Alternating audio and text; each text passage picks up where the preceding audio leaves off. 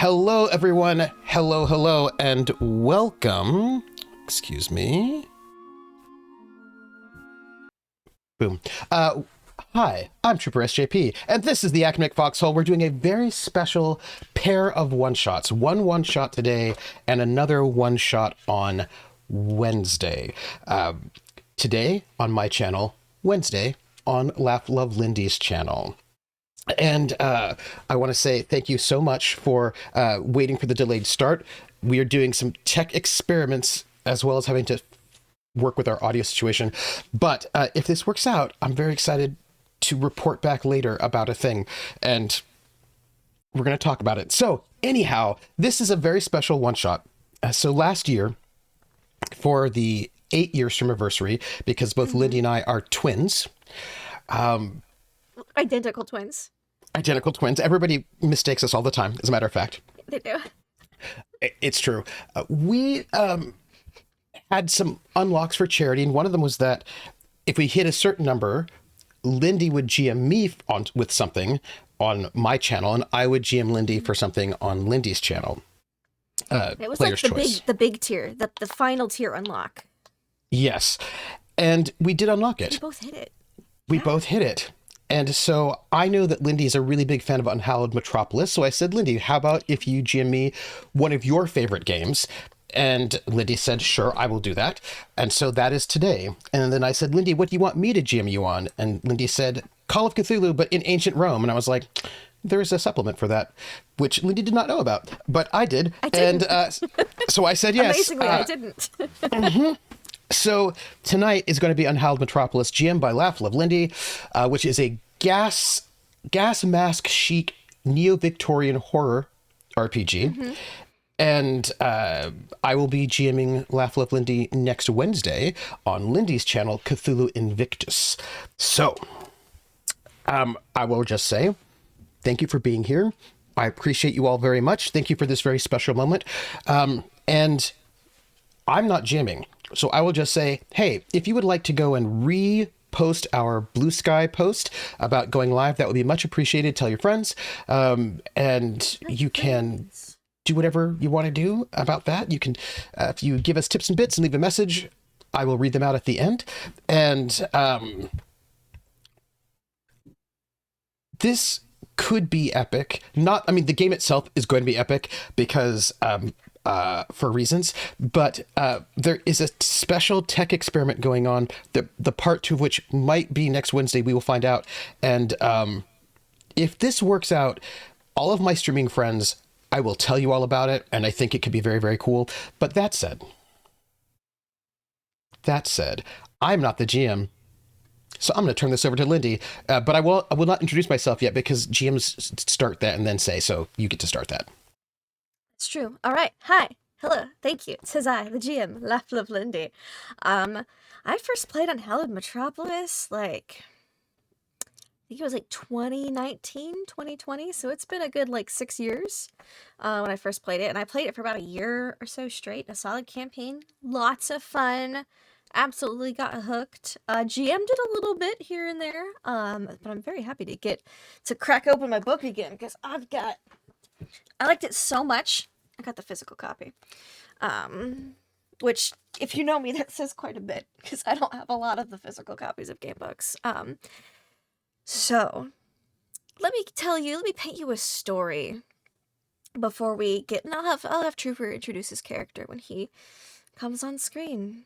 So, we are in London, jolly old England, except it's not so jolly anymore. I mean, it's jollier than it was, because it was really unjolly for about 150 years.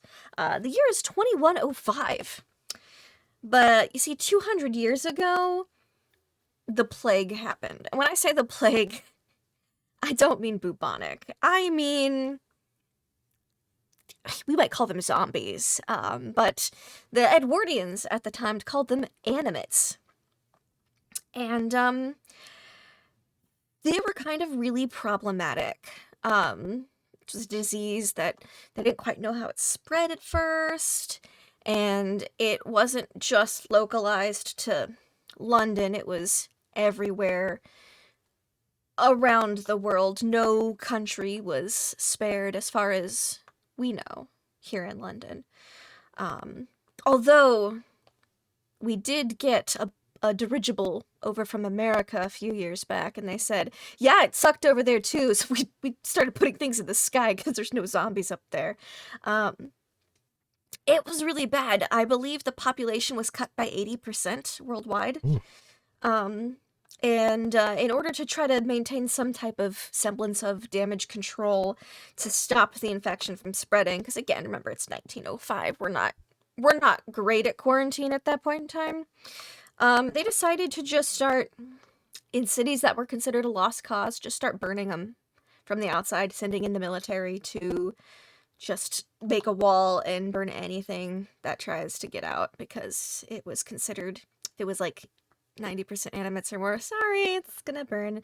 And those cities became known as sepulchres because you just saw the jagged outlines of the ruins, and it mostly worked. It helped get certain cities back underground. After London was completely burned, we were able to rebuild during the Reclamation period, which took about 30 years. Started about 1930, because for the first 30 years, humanity was just going, oh god, what do we do to survive? And it was really rough. They tried making super soldiers.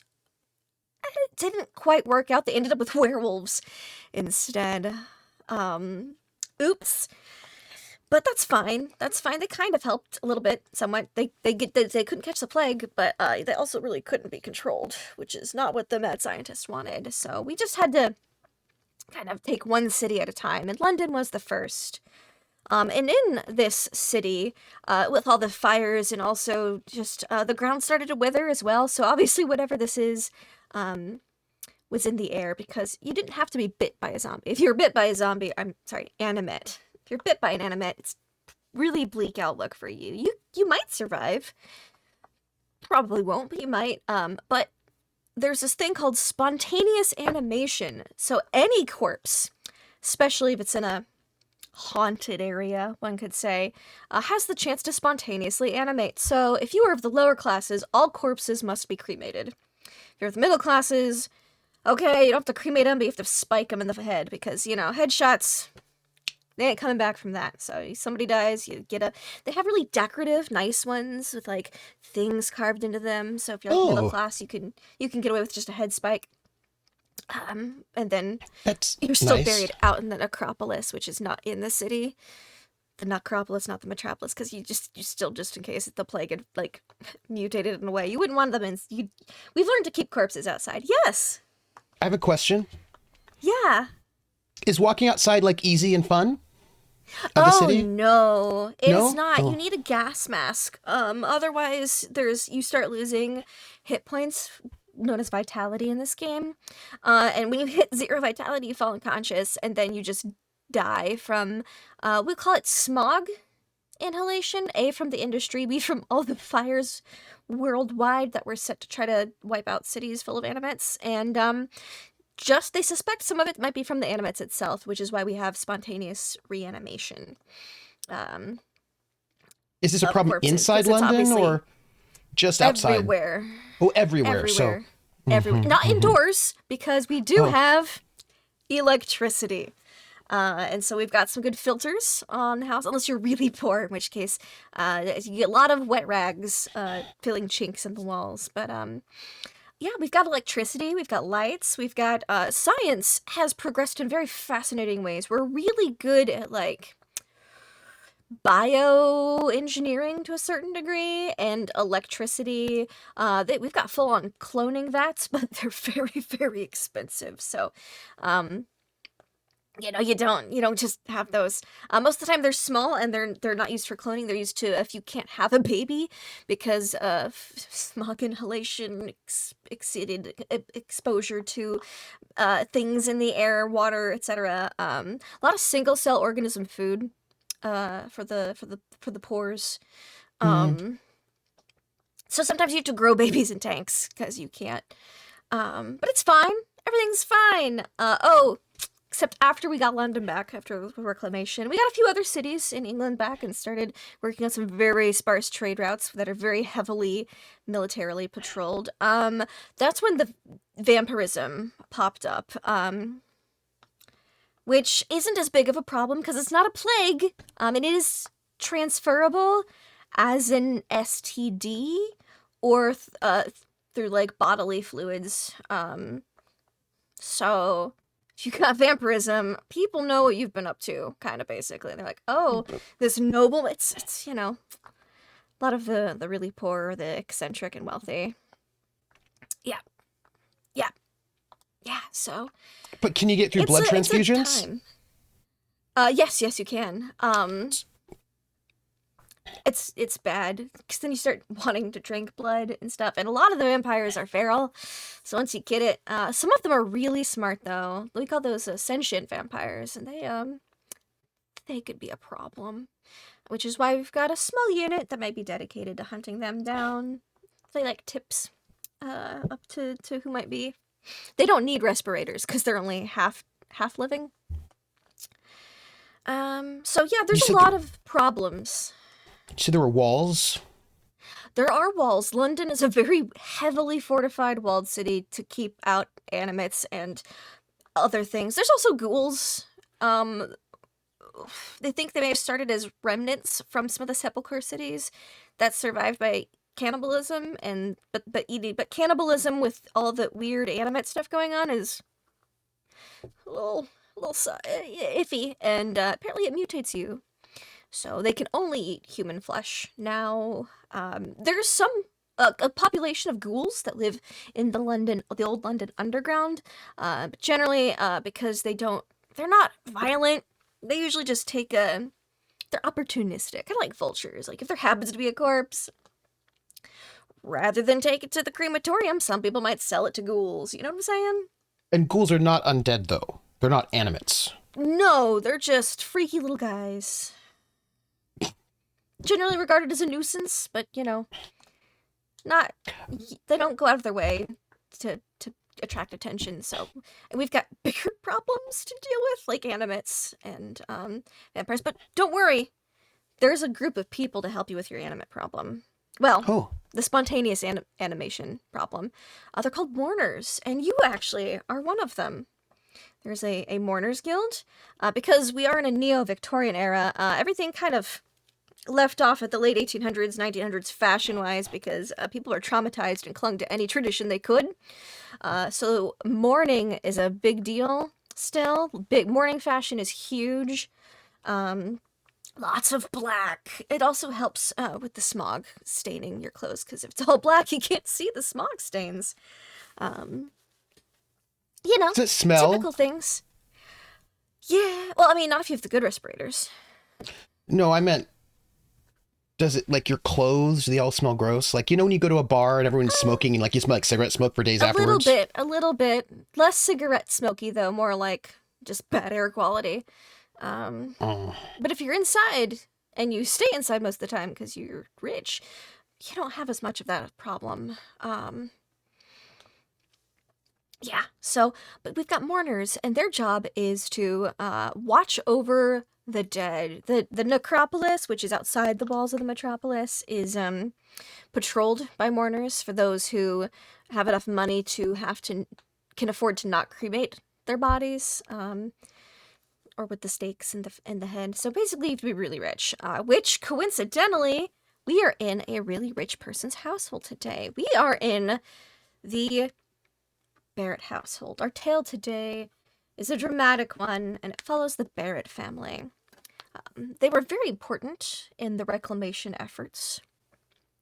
But the troubles at the Barrett household started in about, the 1950s, when the head of the household and all of his male heirs died, leaving only little Christine Barrett, who was like 9-10 years old. She was very young, and had only known this terrible, terrible plague and shenanigans her whole life.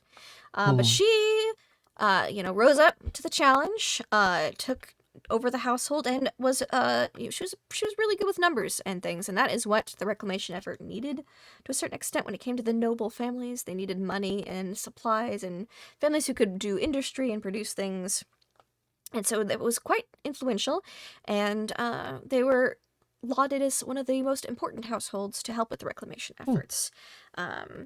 She got married, and everything was well for a few years until her husband caught vampirism. One of the first cases in the 70s. Kind of an issue. So he was dealt with, you know. And they say that she died of heartbreak. That's what the family would say. She died of heartbreak from her husband's tragic, being dealt with after the vampirism. But the family, thankfully, when the Mourners Guild started in the 1967, they decided to hire mourners on retainer. So basically a lineage of mourners has worked for the Barrett family. Kind of how like a lineage of butlers would work for some noble houses back in the day. Except it's not a butler, it's your family mourner. So make sure that you don't rise up again and cause problems. Because they don't want to have to cremate you, because that's for the poors. Again, they don't. And it's not, when I say cremate, I mean like big burning pits. Not like, because it's a really hazardous life out here. So, are you telling me that rich people, in order to show off their wealth and status, do things that are perhaps unsafe for the entire community? Yeah, they do. They Weird. Definitely do. Go on. Crazy, I was just know, curious. right? Who would do that? Who would think? Who would think? But when she died without heir, the entire family went into chaos and turmoil, vying for the power that the Barrett name brings. It's been quiet chaos ever since. And that was about 130 years ago that this happened. But the Barrett family, the extended family, was very large. And so one could be 29th in line, and then a decade later, you'd be 7th in line. So, there's always opportunities to move up, because if you were to ask them, they would say they're just very frail of health. And they don't at all murder each other to advance to try to become head of household. Or, I'm sorry, acting head of household, because you see the seal was hidden away by Christine, the last lady heir of the house. It was hidden away right before she died, and she didn't tell anyone where it was before she tragically died of totally just heartbreak. Murder, so probably. A lot of probably. infighting. But that's not what the Barrett family would say. However, it's been five to seven generations. Like the 7th generation's like babies. They're all really young. 6th generation is about to come into power. But Parliament has said, because there's been some issues of like, oh, the noble families versus Parliament. We do the military, but y'all do the blah, blah, blah. When you reclaim a city, there's always complications. So Parliament said, if you don't get that seal to have a legitimized, rather than an acting head of family, an actual head of family, we're gonna reclaim House Barrett's assets for Parliament. So when did they say this? If you don't have somebody by the 6th generation of Barrett's. Yeah, so there's still several 5th generation people still running around for now. The 6th generation slowed down a bit because they're looking for that seal that could make them, really rich. But Rupert is the current head of the family, and he has been quite militant in his search for this seal. But he keeps getting interrupted by all these murders. I mean, accidental deaths that keep happening at the house, which brings you here. Me? In this house of intrigue and quiet assassination of one's peers. We don't follow the nobility here. We follow the mourners. I thought they all died accidentally because they were frail. That's what everybody says. That's what the public knows, but you're not public, are you? I'm not public, no. No, you're one of the house's mourners. You're kept very busy, aren't you? Yeah. You're one of 2 mourners kept on retainer, you and your mother, Erica. And you good sir, have just wrapped up a 3-day vigil. That is how long a mourner is to wait during the viewing. Basically, there's like a casket in the family chapel, which is on the same property, but not in the house. Because again, if there was an animate and it was to kill the mourner, you want some distance between that and where everyone sleeps. In which mourners, they've undergo 3 years of specialized training. And so you do not need to eat or sleep or drink for those 3 days. You have been kind of on a silent vigil. But there has been no... the corpse has been very corpsey, very dead. Very, very, unanimated. Which Barrett was it?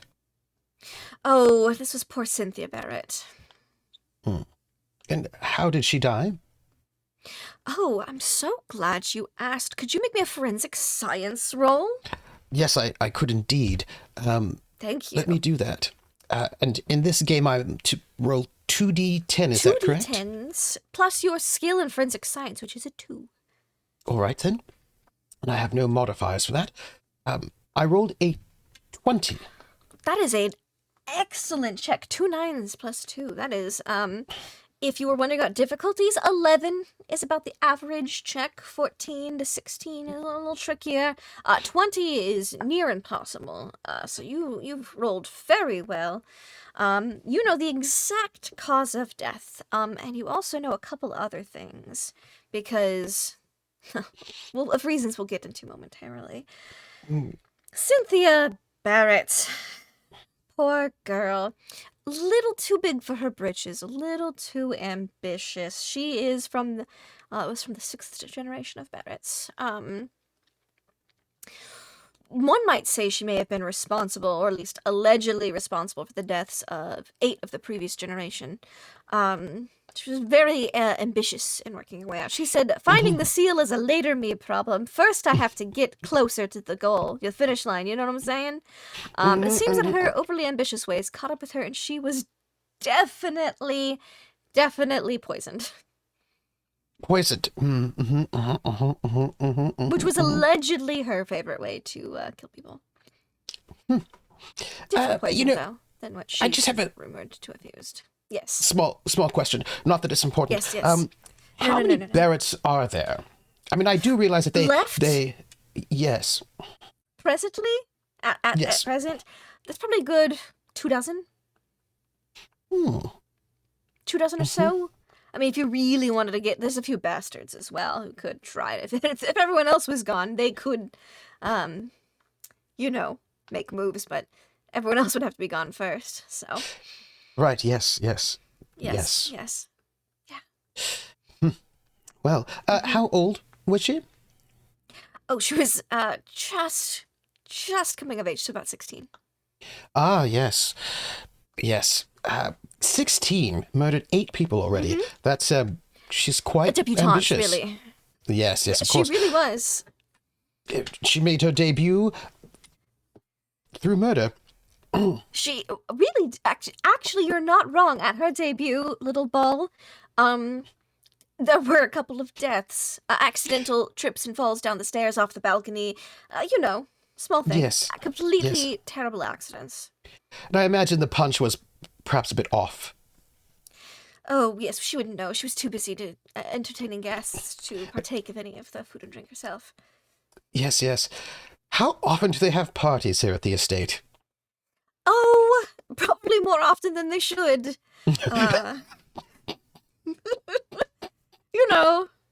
Yes. That is correct. Yes. It's hard to do murder when the public is around. So it's partially a survival tactic, but then also, you always have to announce who the present acting head of family is, and that usually means a party, so... I have a question. Yes. What is the average time that an acting head of household reigns? Well, the shortest acting head of household was about 3 hours. Ah, yes. The longest in 130 years was 15 years. Oh, 15. It's quite good. Quite good. Although the current acting head, Rupert, he's been doing it for 5. He's Oh. got a head on a swivel, you can say. Yes, I see. So he is a 5th or 6th generation? 5th. He is of the 5th, yes. And a couple of little 7th generation babies running about? Is that right? Yep. Mm-hmm. But they'll get nothing if someone in the 6th doesn't find the seal. Correct. Could I ask a quick question? When the seal is found, Yes. does it go to the current acting head of the house? Well, whoever has the seal, is the head of the house. You know what I'm saying? I see. So, if someone who's not Rupert, if, for example, Yes. Cynthia had found it...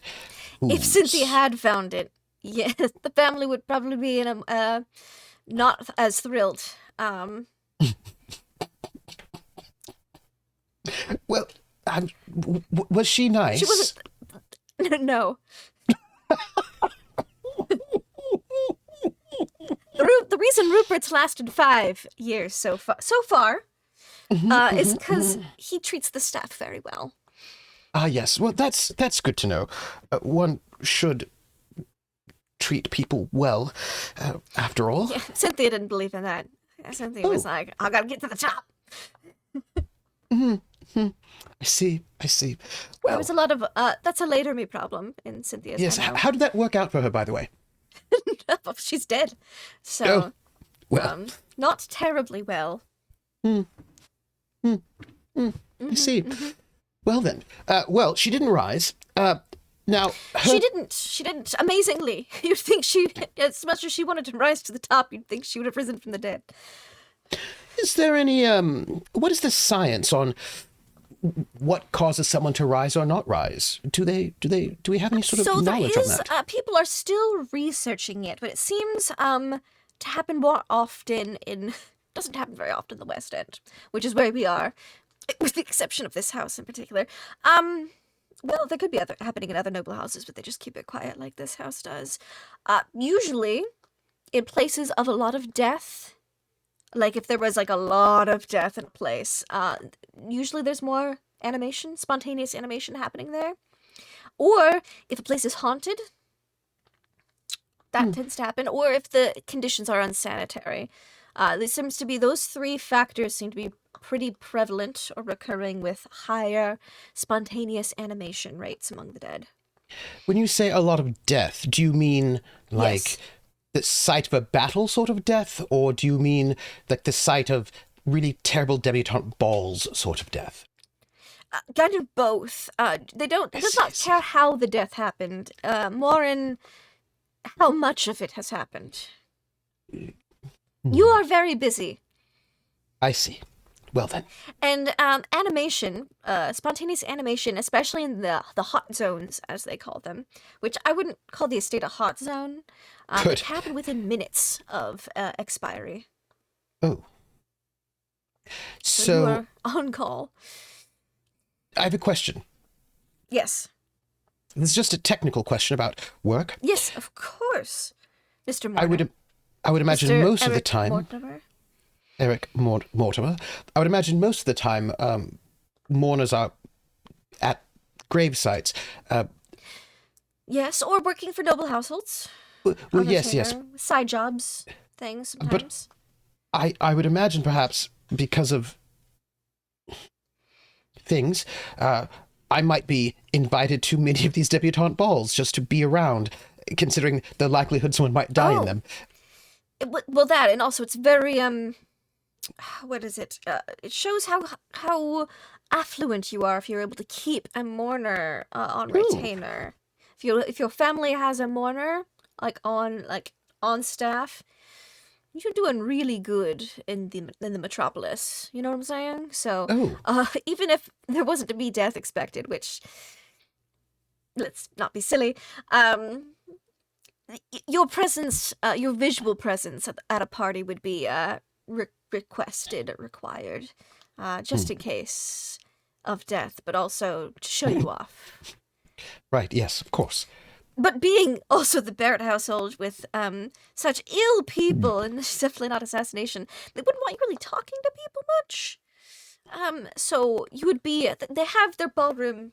We could call it like a fish tank. There's little walkway on the upstairs, which is the private areas of the house. But you would be up there on overwatch. People would say it's a good security measure. Which it is, because you can spot a spontaneous animation like that from your bird's eye view, but also you don't really have to talk to people up there. You just look imposing and cool. Lurk, yeah. I see. Well, I'm sure it's fine. Yes. Yes. I mean, they treat you very well. Paid decently. You've got nice clothes.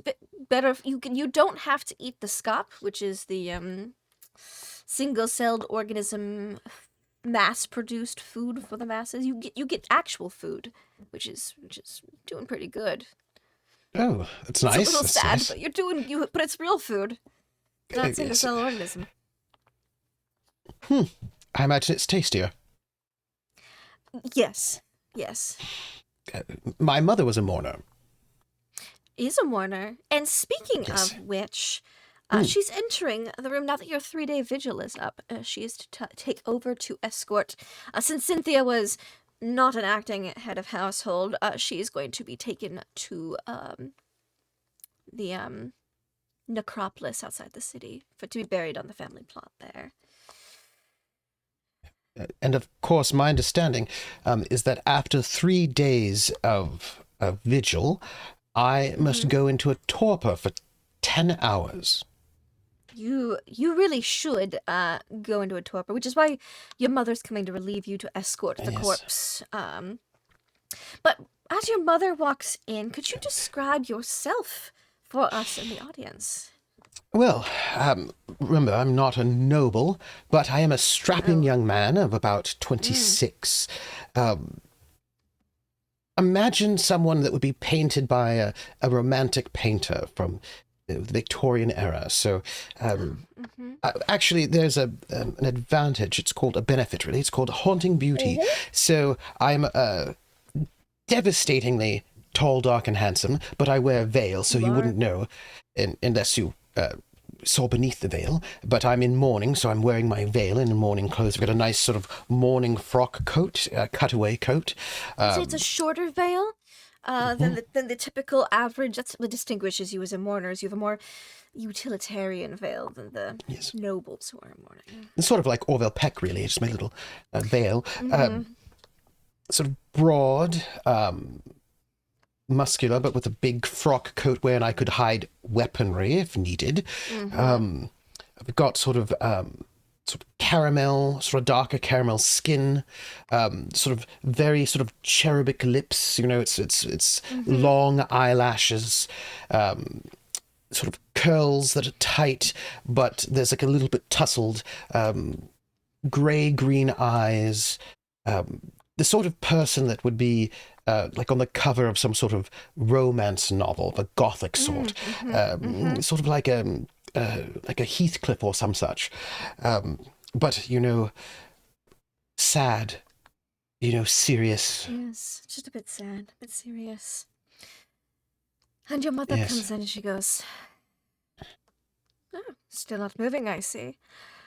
Thank you, Erik. I'll be taking over from here. Everything go well?" Yes, there was no movement at all. Excellent. Surprising, but excellent. Well, perhaps, I don't know, perhaps poison makes such a thing difficult. I was just thinking perhaps she'll be less troublesome in death than she was in life, as she, closes the casket.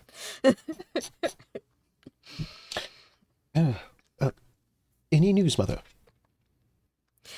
Yes, Rupert is going to want to have a word with you before you return to your quarters for your torpor. Just wants to get a verification on cause of death. Oh, Mother, what should I tell him? The truth, certainly. Indeed. There's this You need anything from me, awkwardness dear? because, like, they've got such a very good, healthy relationship. Yes. Because mourners are emotionally healthy, I think is the way to put it. Very Yes. emotionally healthy. Yes. The books even say, And I will say, you two both have on some very snazzy outerwear corsets, because they're the Mourners Guild corsets, and they are leather, nice. like a nice leather corset that is used for protection, actually. Well, Mother, Yes. Anything I you will- require? no, Mother. I shall take my leave. Excellent. Please do. I will be gone for the next 3 to 4 days at the necropolis. Yes, I will be here. If there's anything that is of trouble, you can be confident that I will be able to take care of it in your stead. Excellent. And she gives a nod, and she's got like a jilty hat. It sits on the side. It's more like a fascinator, but with a really wide brim, and she's got her pile of curls on the top, and her veil goes down to just above her lips. And of course, there's no hugs she's or any very kind of physical petite. affection. No, Nothing like that. No. Very petite, but you can tell that she's strong. Like she's got that walk of someone who's just a warrior. You also never cross Mom. No, I wouldn't. No. I wouldn't. Hey, she's out of the picture for the next 3 to 4 days. Isn't that great? I'm sure nothing bad will happen while she's gone. As she takes the coffin, which is on a little table with little wheels, and she wheels it out of the chapel. You hear the little squeaking. And she takes it down to the carriage, and you see the help with their gas masks on. She pulls her gas mask up. She just has like a lower half of their face when she pulls it up before going outside, and walks alongside the hearse carriage. I watch her go. Mm-hmm. And I sort of look at this viewing room or this resting room. Yeah, it's just a small family chapel. That's 99% of the time used for... Oh, okay. 85% of the time used for funerals, 15% of the time used for weddings.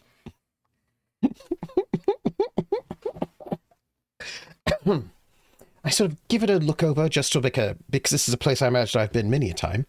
Oh, yes. Just so... Many a time. Since you were a child, you would sit in on your mother's overwatch. Yes. And her mother was also a mourner here in this family. Yes, you're from a long line of mourners. In fact, you were the 6th generation of mourners. This estate. That isn't normal, is it? No, usually they would hire individual mourners on retainer, but because the Barrett family was so influential in the reclamation and the helping founding of the Mourners Guild, they got special treatment. Why do you say that in such an ominous way? I don't know what you're talking about. Well, I wouldn't really know what it's like to be a mourner not attached to the Barrett family because I was born here on this estate and I spent my entire life here. You'll probably die here on this estate. Well, I suppose we all do. Although I must say, while some might say that mourners are morose and brooding and somewhat disconcerting, actually, for those who are in the audience, disconcerting is one of my abilities, actually. People find us somewhat upsetting. You just got this unearthly grace. And, like, you can stand so still. It's a little unsettling and unnerving for people. You just move very inhumanly. But you are human. You've just been really trained. Very strict training regimen. My understanding is that other sorts of mourners can... Mind and body. ...go and have their own flats in the city and have friends and... Yes, some of them do. Yes. Go and take jobs as they will and do all sorts of things.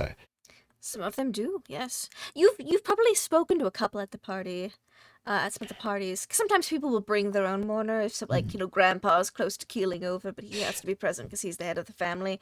They'll bring their Yes, own yes, family mourner, so as to not inconvenience and burden the family mourner that they are visiting. yes. And because mourners are on the Overwatch, they would join you. But again, mourners aren't the most conversational. But but when you're at a party for hours, a few words. So there's some exchange going on. Yes, a bit. And some are chattier than others. Yes. But I wouldn't know what that's like, having the ability to No. choose jobs. That's not really... Nope. You didn't really have much of a choice. Your mother sent you to morning school as soon as you were able to go. Yes. How old Well, are you now? Oh, 25. That means you've been a mourner for 10 years now. I have. You did get sent when you were 12. Yes. Well, there's a joke that I like to make with myself, because it's not like I have other people to joke with. My life expectancy is much longer than that of the Barretts. That is very true. I mean, you're 25. That's longer than Cynthia here lasted. Yes, indeed. Well, should go back and speak to Master Rupert. You should. You do have you're not in an outbuilding because you're too important. In case, again, spontaneous animation. This isn't I wouldn't say this house is a hot zone, but a reanimation can happen within hours here. You've never seen it happen within minutes, but apparently some generations back it happened once. So they like to keep their mourners close. And their enemies, family closer. Yes. Yes. So you have, I wouldn't say it's the servants' quarters. This is a very large estate. There's wings to it. You're not in the servants' quarters, but you're in what would be, might be considered the guest wing, as in you're close to the main hall, because you never want guests to go too far, but mostly so you can get to any other wing of the house should someone have perished recently. Yes. So I will go. you have nice I imagine. chambers, but the office of Rupert, the head of family, would be off the main hall, so you never keep it too far away from the front door for guests. Yes. So, Right or next to the escape. library. Or escape. No. Who would do that? No. I will travel. I would imagine. Is this? Well, I should ask. This estate, is it light and airy, full of all sorts of open windows and open curtains, or is it sort of dark and brooding? Oh, well, you don't want to have open windows in the metropolis. Right. It's very small. Right. I've heard the view's not very good. The view's not amazing. There's a few windows for some of the better bits of view, like the garden. And when I say garden, I want you to imagine very brown. Yes. But there's a couple of plants struggling along. A lot of fertilizer here at the house. You know what I'm saying? Sometimes people die that aren't the family, and poison tasters, obviously. that kind of thing. Oh, how many poison tasters do they go through? It depends on who it is, really. Cynthia went through quite a few. People kept trying to give her a taste of her own medicine, and eventually they succeeded. They picked a slower acting one so the taster would live long enough for her to try the food. Yes. A lot of interesting drugs, which I will not go into, because when I say a lot of interesting drugs, I mean there's a lot of interesting drugs in the book. Some are wild, some are like anti-aging effects, some are aging effects, some cause amnesia, some are recreational, a lot of interesting drugs. But you're on your way to speak to Rupert. Rupert is, he's a man, pretty broad, considering, the nutritional values of the time. How old is he? He is probably in his mid-30s. Oh, I see. Probably about 10 years older than you, 10 years or so. And he's got, tanned skin comparatively. There's a lot of really pallid, pale people, but the Barrett family is a bit. They've got some melanin. They're a little darker. And I imagine they eat better than the Poors. Oh yes. Even still, though, I mean, everything's very sad. Like, when you're like, oh, broccoli, you have to be like, oh, broccoli. It's like that sad broccoli you forgot about in your crisper drawer, but fresh off the vine. Like, it's not bad yet, but it never gets to like, oh, this looks so Good. great and ripe. That's just all the plants. Yes. In England. Hmm. Yeah. So, he's there. He's got mad mutton chops. He's got lovely. very impressive mutton chops. And he's in a twirly mustache. He's wearing not formal, super formal wear because he's not expecting anyone today. He's doing paperwork. He's got like a vest over a dress shirt, all black, of course, because someone in the family just died again. He's got to look like he's paying his respects. But there's a little yes. When was the last time a Barrett wore something other than black? Oh, I think there was a brief period during the guy who was acting head for 15 years. I think there was like a year or two during that point of time. So about 50 years ago? 50, 60 years? Yeah. Yes. Because, if you're in mourning dress for a year after a death and, I went for 3 years. Yeah. Yes. The women had just gotten colored their wardrobe for like the first time in decades, and then just kidding. So sorry about that. Never mind. Oh yes. JK. Master Barrett. Oh yes. Erik, please come in. Cynthia, stay dead. Animate. Yes or no? She did not move, as quiet and still as the dead. Looks like the same kind of reaction is where they're like, oh, really? Cause of death? I would say poisoning, sir. Right. And you see him write on a death certificate that gets stamped and sent off to, the government. He just puts ailment, like frailty, from pneumonia or the consumption or something. He writes down there's basically a code. If someone gets stabbed, they fell and impaled themselves on something. If someone's poisoned, it was frailty of health. Because everyone knowing. Sometimes masonry falls and just hits you on the head. It's sometimes odd. This house needs it's a lot of upkeep and maintenance on an estate this big. Yeah. We're a real klutzy, frail family, Old age, but there were only 30. Old age, don't worry about it. Old age just had a wasting disease, Yes. Heartbreak? Terrible. Heartbreak does also happen a fair bit. Especially for the women. Do you need me to sign anything, sir? Yes. I mean, it passes it over. He flips it around after filling in, putting his signature on it. And then, it's not a quill pen because we guys have electricity and stuff. There's nice electric lights flickering. Edison bulbs. Although Tesla would have gotten the credit because Tesla is kind of a hero. Lots of Tesla coils. A lot of his inventions are real big, real popular. Here in the metropolis. So you've got some bulbs dangling, probably really nice stained glass lamps. And there's probably a nicely scented candle in here, but not too potent. Just enough, just a little incensey kind of scent to, mask the odor of the smog on anyone who might be coming in from the outside. Yes, I dip the pen, and I imagine it's a nice nib or something like this. It's probably actually a fountain pen. And sign as the mourner. Excellent. Puts a little powder on it to set it faster, and just puts it in a pile. That's not a big pile, but there's 3 of them stacked up of these death certificates. Now, my You understanding. turn them in once a month. is that the mourners in this world are also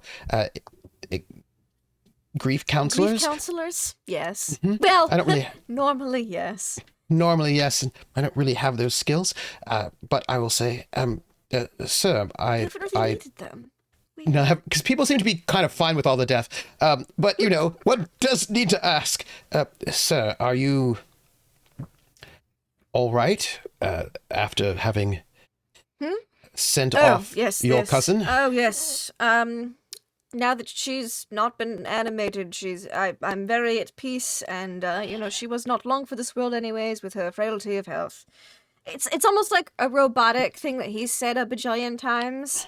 And she wasn't even that close. She was like a cousin, like a younger cousin. Well, I trust that this next year of mourning for you will go swiftly. Yes. It's a good thing I have plenty of black in my wardrobe. And he, goes to take a sip of tea or a beverage, and then he looks and he thinks, and you can see that the cup of tea is cold, and he just sets it back down. Maybe he got up and he didn't drink it out right away while it was hot in one sitting. But so it was oh, I left this cup unattended. Probably shouldn't finish that. Yes, sir. Thank you very much for all your hard work you've done for this family, Erik. You are dismissed. Thank you, sir. I will be taking my leave for the next 10 hours or so. My mother has gone off to take Christine, young madam, to the necropolis. So nobody dies in the next 10 hours, then. That yes, sounds please, a little more genuine than everything else he's said so far. I hope not, sir. It's very hard to rouse one when one is sleeping. Sir? Yes. And he gives you a good, a respectful nod, because you are a very important member of the household. But then gets back to filling out paperwork. I sort of look at the sort of stack of doing a bunch of letter writing. Yeah. I look at the stack of letters, sort of death certificates. It's very small this time. 3. Only 3. That's really good. Halfway through the month. It's like, is that 24? And I say, as I'm counting the number, and I head back out to But there are some pregnant women in the ranks, so there could be increasing and decreasing or equalizing numbers as as we go. I imagine there's a lot of bodyguards for pregnant women. You know what I mean? I just imagine. Yeah. Yep. Yeah. And as you go towards your rooms, your chambers, which are connected, they've got a little door, kind of like, those fancy hotel rooms that have a living room, a living area, and then a bedroom off one wall and a bedroom off the other. That's kind of your setup. Your mother has one room and you have another room, but you have a common area, which is rather nice, considering your staff here. Most other staff doesn't get this. It's kind of like you have your own little house, but it's in the house.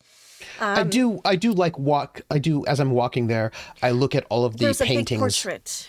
Yeah. On the hallway, and there's a portrait that's larger than all the rest of them, and it is of what they consider the founding member during the reclamation of the house, Christine Barrett. She is a gorgeous young lady, blonde hair, green eyes, soft waves that would have fallen down her shoulders. Probably to about mid waist, with half of it done up in a braid, and she's holding a globe because they still would have been around and useful when she had her portrait still painted. Oh. And she looks. This is her adult portrait. There's a child's portrait as well, but that's at the end of the hall. It's not as relevant. But this is the one who everyone wishes they knew what she had done with the seal, with the founding member of House Barrett, Christine. And it's one of those portraits where her eyes seem to follow you no matter where you go. She's the one who founded this family, yes? The one who... Yes, she is. Pulled it together despite the rest of her family dying during the reclamation. His husband cheated on her, became a vampire, died of heartbreak, so they say. So they say, but you know she was murdered. I do know she was murdered. She's, while carrying the heir. Oh, of course she was murdered. I think... Well, I'm going to rush back to my quarters.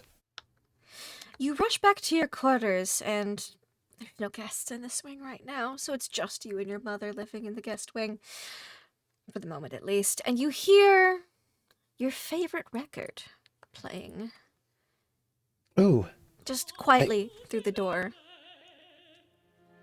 Oh. I open the door.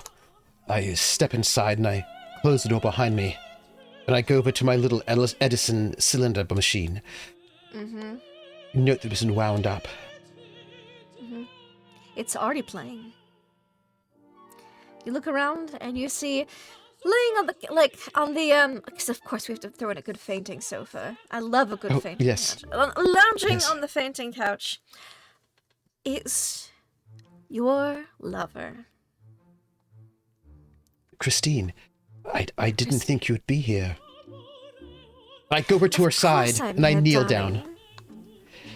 Where else would I be but waiting for you to finish your vigil? It's... Well, I didn't want to distract you while you were working, darling. Thank you. I don't know if it is a lot of effort for you to show up like this. Darling, nothing's too much effort. Well, I'm overjoyed to see you. I know you must be exhausted, but perhaps we could have a little dance before you go into your torpor. Could we? I would love that. I stand and I put out my hand. Would you dance with me, Christine? Of course. She puts her hand in yours. And you dance to an old 140-year-old record of Christine singing that you found with a bunch of old dusty relics in the attic.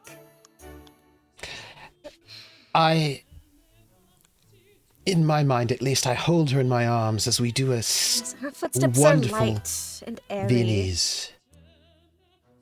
Beautiful dance. I can almost feel her hair brush the side of my head as we dance together. Oh, this is a habanera. You hear her breath in your ear as she pulls close for the Viennese, because it's a Viennese. You have to be close. And the camera pulls out, and you see Erik dancing by himself in the room.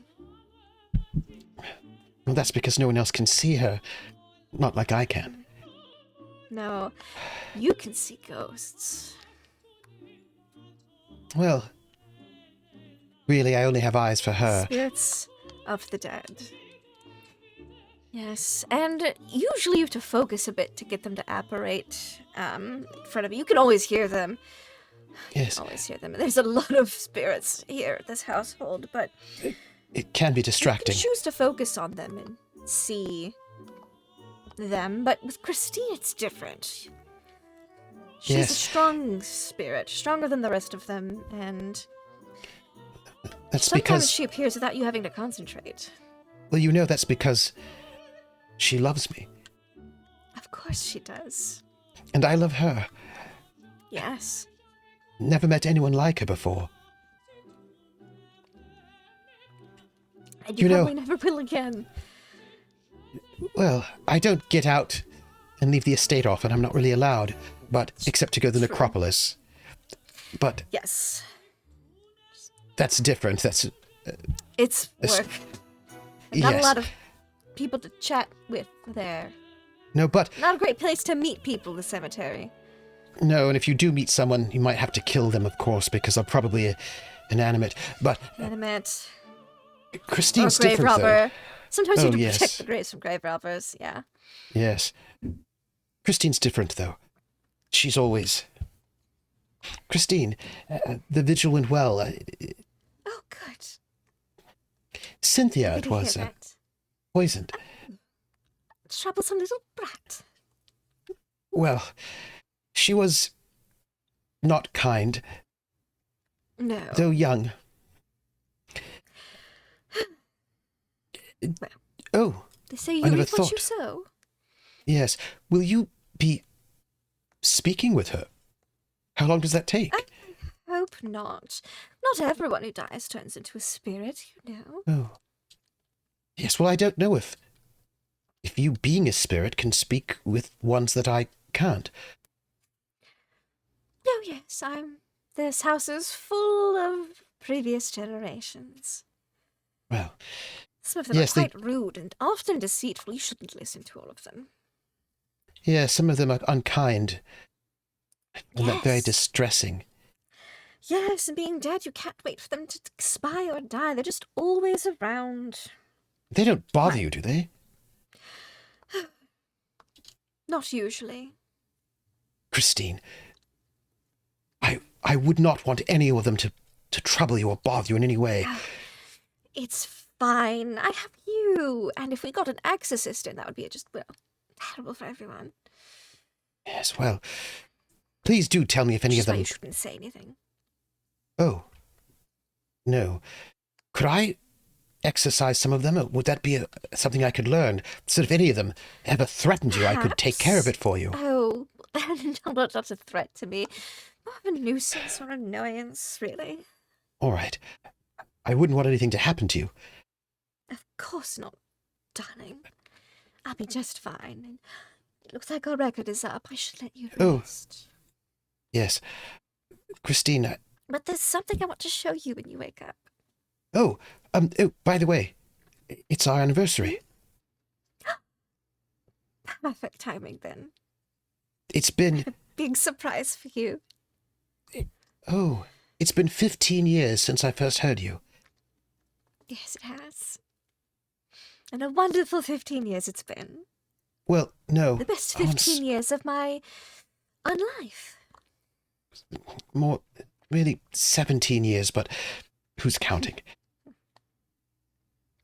I think I was Just smiles 8, at you. 7? Something like that. I realized you could hear me. It Yes. took some time for you to be able to see me, but we were able to talk. It was quite refreshing. Sometimes I felt like I had waited decades for someone to be able to hear me. I'm so sorry that no one could hear you and that you've been so alone in this house, unheard and unseen. It's a rare talent that you have, Erik. A very rare talent indeed. Being alone and unheard or unseen is torture. And I'm so glad that I could hear you. And I'm glad that I can hear you. No one really understands me like you do, Christine. Of course not, because you're just so incredibly amazing and special. Thank you. No one's really said that to me before. Don't worry. If I have anything to do about it, which I don't have much, but if I do, lots of people will be talking about how amazing you are. Christine, if only there was some way for you to come back to life. Well, I know that you watch over me. Always. I do. Very closely. And I will always do whatever you need. Perfect. Well, get your rest, and when you wake, I'll be waiting for you, and I have a surprise for you. All right. I love you, Christine.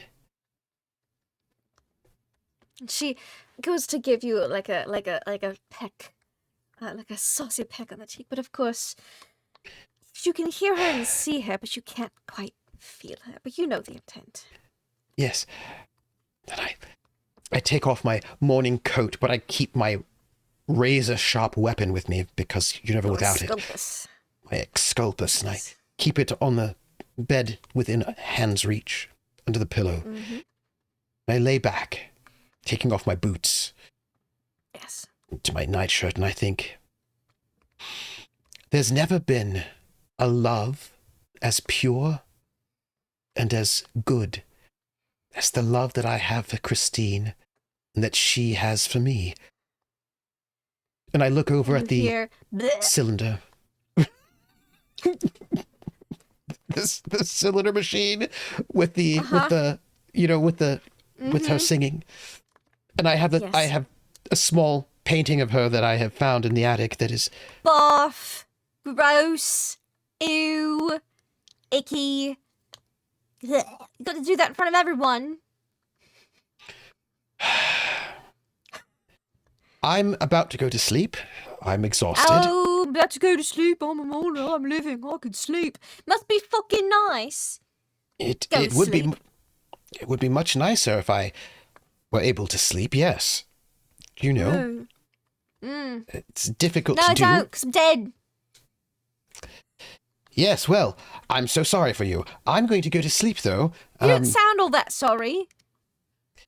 Well, it was nice. It was nice to see you again. Let's see. I'll sing you a lullaby. Oh, soothe you to sleep. It's all right. That's all right. 99 bottles of beer on the wall. Please, 99 bottles of beer. I don't really need. You hear a couple other voices chime in and cackle and laugh, and then also leave. And you hear, I'm sorry, darling, there's nothing that I can do. At least let us have our dance. Yes, at least they didn't bother me for that.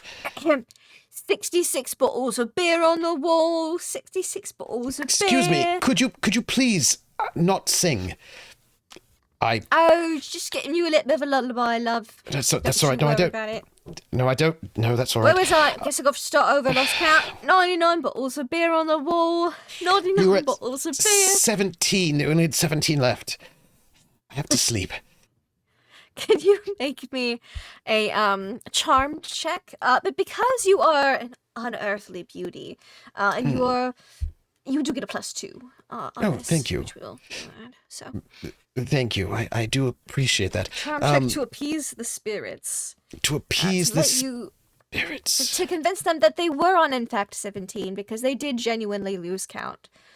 Because it says DR to life, you know. DR to hit. Just 11. That's the standard. Just put a... Thank you. That is not without my 2, so I have a 7. I'm afraid. Ooh, 2 and a 1, a 7. Nope. They start back at 99. Oh. But you are exhausted from your vigil, so somewhere around like 54 bottles of beer on the wall, you do manage to pass out. But it's like right in your ear, like right there. There's no need. Makes you really glad you can't smell ghost breath. Well, I will try to be in the sleep of I'll try to sleep like the dead, dreaming only of Christine. not quite so dead. It's a little gambly. And 10 hours go by. There we go. 10 hours. I wake up screaming. Yes, you do. Probably a little prematurely before your full 10 hours, because you have night terrors. I do have night terrors. I often wake up screaming. I don't know why though. It does say that during a typical episode, the character bolts upright in bed, his face a fear-marred mask and his eyes dilated, sweating profusely, tormented by baseless agitation. And, it says that after the confusion and agitation subsides, the character may recount an overwhelming sense of dread and fragmentary dream images, but rarely a vivid and complete dream sequence. And it does say then that morning amnesia of the entire episode is the rule. So I never remember exactly why I'm so... I dreamt. It's real upsetting. I don't remember. I suppose it's all right. You don't... That's the spirit. You don't remember, so everything's totally fine. Yes. Yep. Oh, Christine. You hear... You're not Christine. I'm waiting for Christine. She did tell me to wait here till you woke up. In case you woke up early. hello. Hello. To whom am I speaking? This is Bob. Oh, hello, Bob. It's nice to hear you. I do hope you're the one who you fell. Your legs went up into your entire body. Yes? Yeah, they called it a fall, they did. Yep. I hope it doesn't... Do you feel pain after death? No. Nope. That's good. Well, not me. But I'm not a poltergeist, I'm just a ghost. Yes. Yeah. Do you know when she'll be back, Christine? She just said she had to check on something. Make sure I everything see. was ready for your big surprise. Oh. Good luck with that. I wonder if it's a cake. That'd be nice. Oh, it's not a cake. Do you know what it is? Yep. Well, I won't ask because I don't want to ruin the surprise. I can give you a hint. No, I wouldn't want to... I know that if I knew ahead of time that... You'll it never would be guess. Well, I already did guess once, and I guessed a cake. Yeah. I She was can't wrong. bake. Right, yes, of course, she can't bake. She's a ghost. Could it be... No, I'm not going to guess. I don't want to ruin her surprise. I want everything to be perfect for her. Oh, it's gonna be a surprise, alright. It's gonna be, she's gonna take you someplace.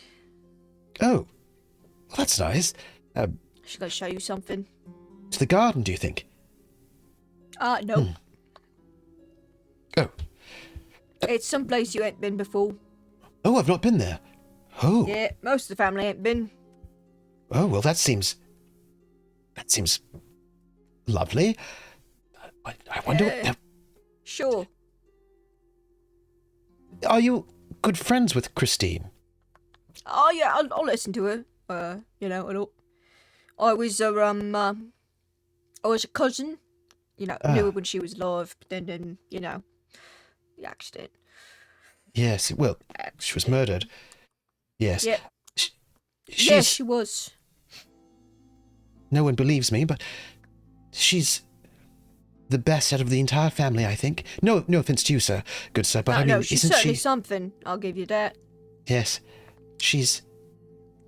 I mean, people always say that the one they love, it's a saying, no, she's like an angel. But I think actually it's a bit more literal with her. She is like an angel. I wouldn't call her an angel, but she's certainly something. Well, I mean, I imagine you would call her a ghost, but, she's got that sort of ethereal beauty, and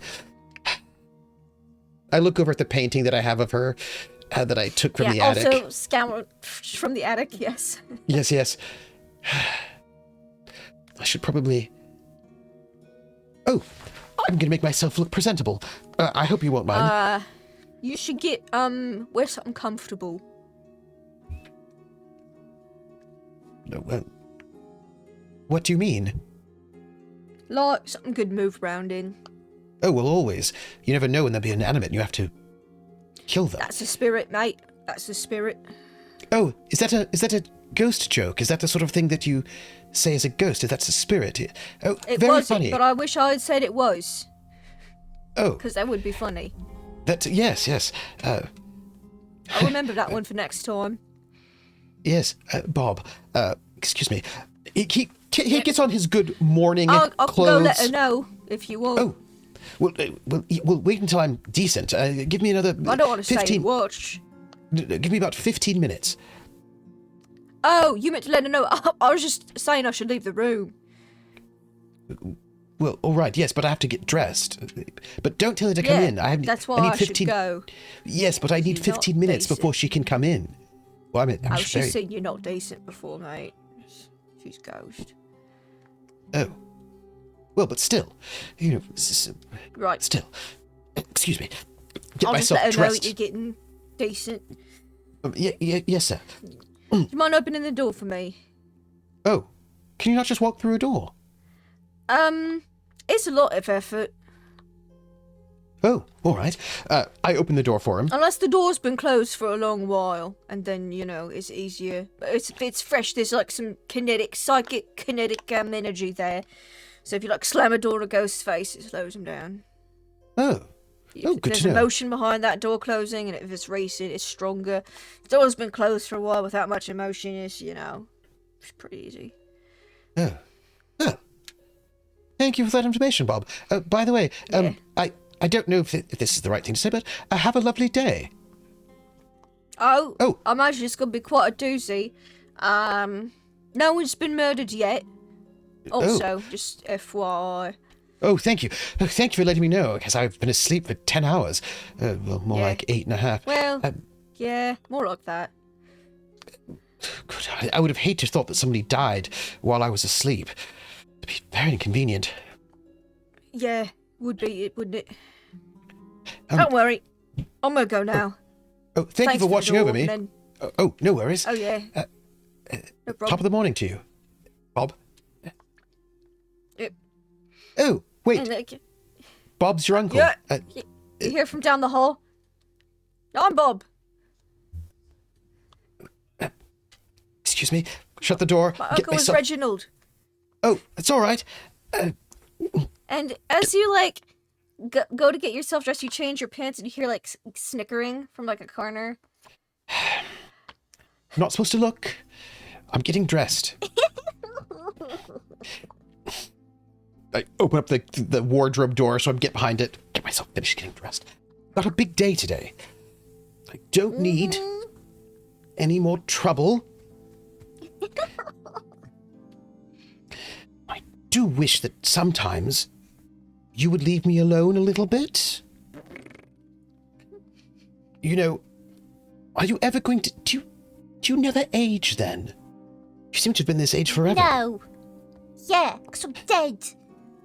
Well, I don't know how that works that way. I've never been dead yet. You had your pants down. It was funny.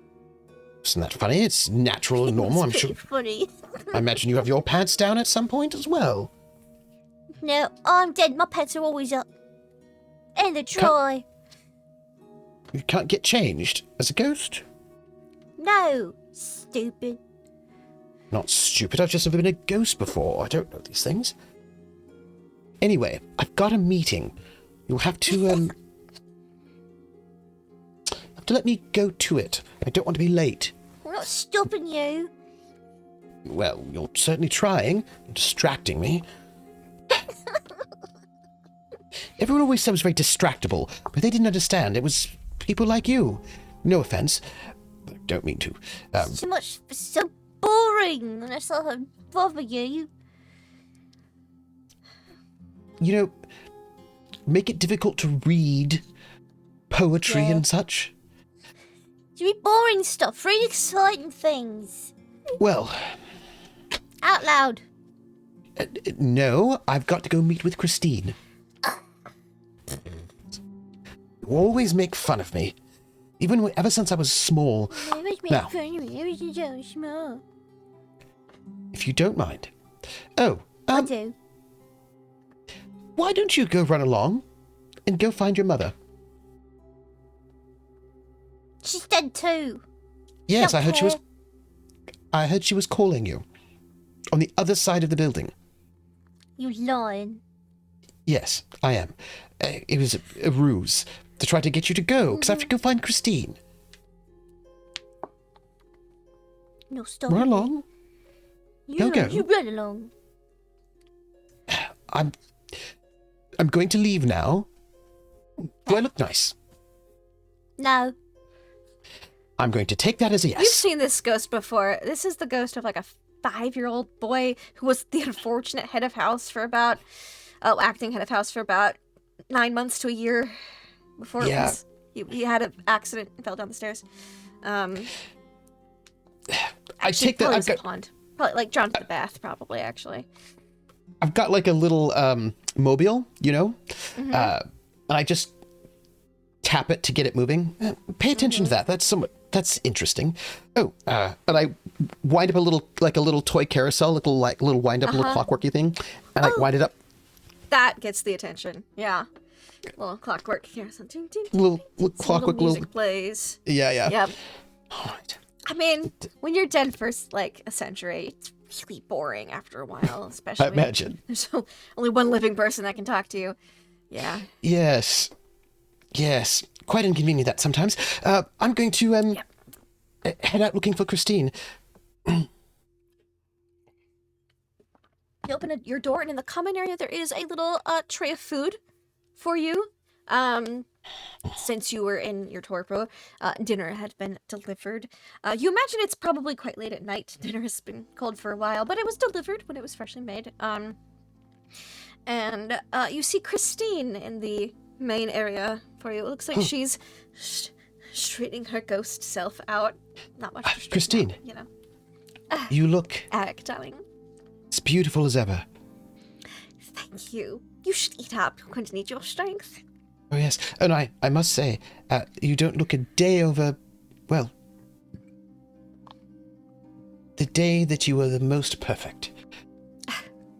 Darling, you're too sweet. Oh, who? And he looks at the food, and there's like thing like, should I worry about poison? He's like, nah. And then he just like tucks in Safe, because. darling. Don't worry, I checked. Oh, thank But I you. had Bob check. Bob watched the food. Is it quite difficult for you? What is, darling? Well, members of your family are fortunately murdered. You might know about these plots and you can't even say anything. It's true, but, you know, I had no, I had no direct descendant to take over from me as soon as I perished. Yes, but for someone as kind as you, with such a good and pure heart, it must be terrible for you to know that there might be danger coming and not being able to stop it. Well, it's one of those things where I can't really do anything about it, so I worry myself silly. And if they're the kinds of people that are going to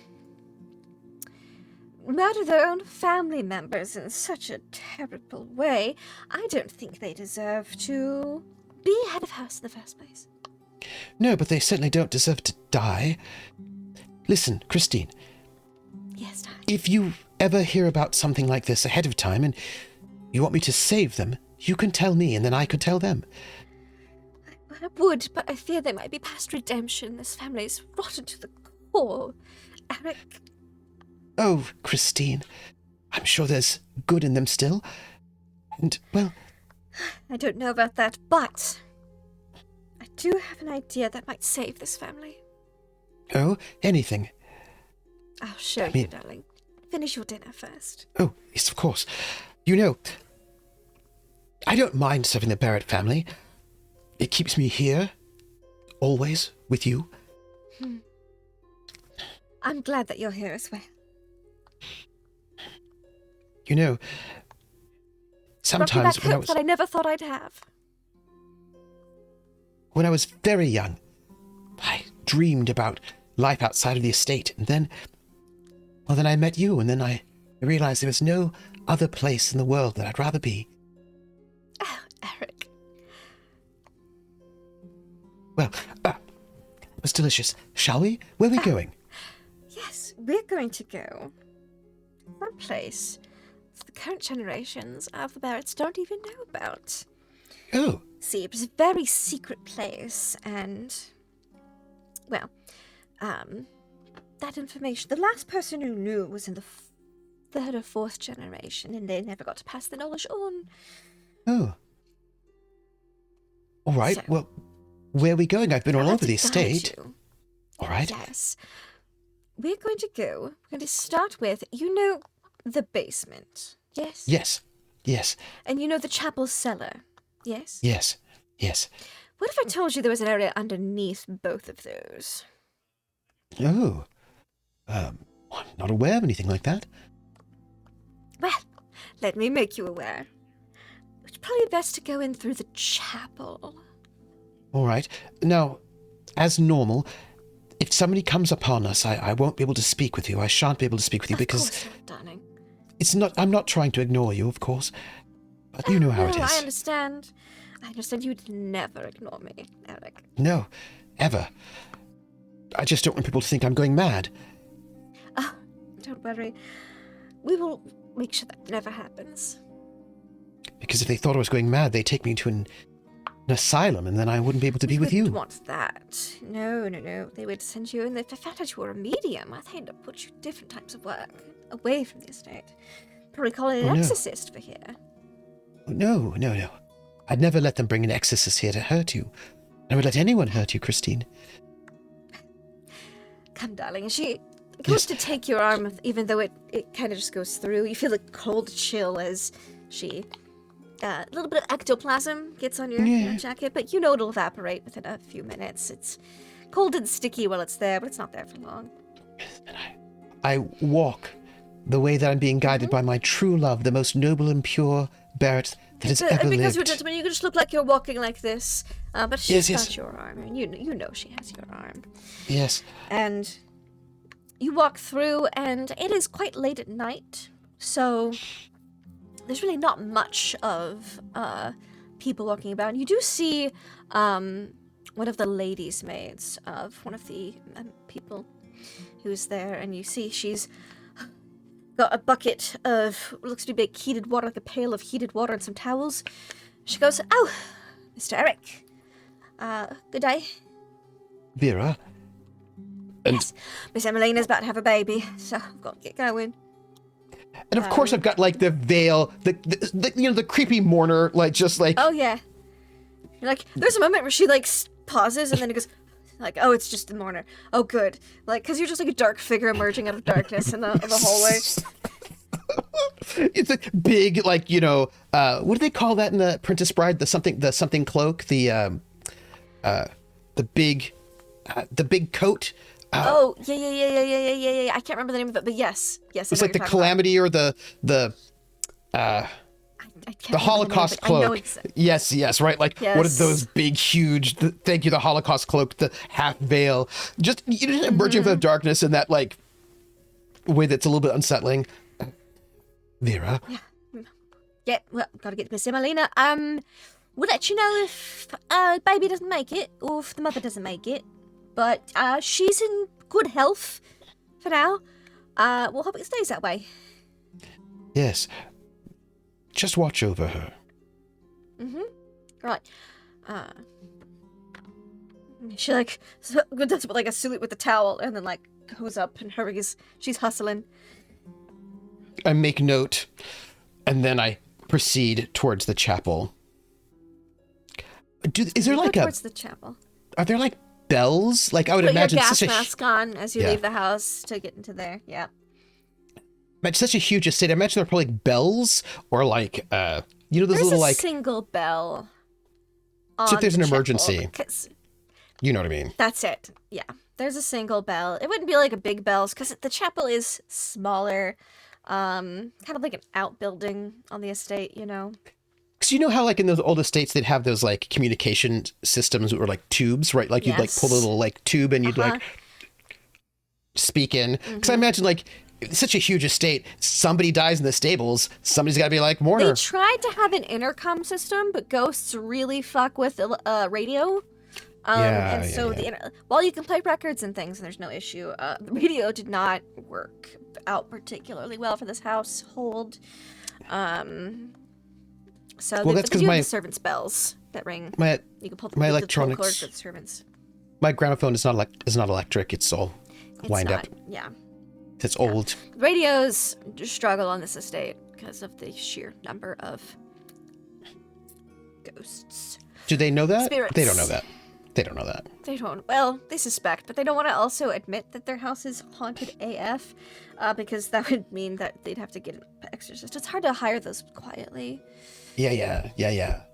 So they just say they're not fond of the technology. It's not their favorite type of thing to have. Oh, such a strange thought I had. Certainly. Has there been any Barretts who've wanted to bring an exorcist to the home? Oh, well, they're too preoccupied trying to stay alive, but I imagine there has been a couple over the generations, Have they lived long and healthy lives? No. Oh. I'm sure that's coincidence. Not many Barretts have. Yes, indeed. I'm sure there's no correlation There's or a causation. couple who showed no interest in the power struggle at all and were like, I succeed my claims, I don't want this. And they lived to be grandparents, you know. Oh, that's nice. Nothing nice for them. Not a lot of them, but a few of them.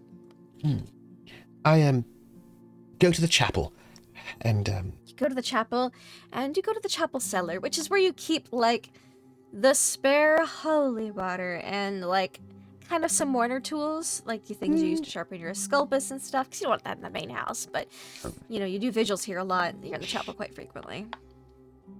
so this little chapel mausoleum type thing. It's like my second home, because Yeah, I'm there's like a little very, mausoleum underneath with a lot of Yes. urns.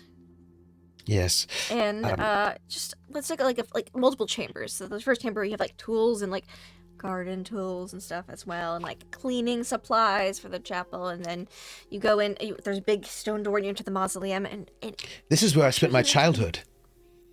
yes, I do remember. This is where we first talked down here. Yes, that's right.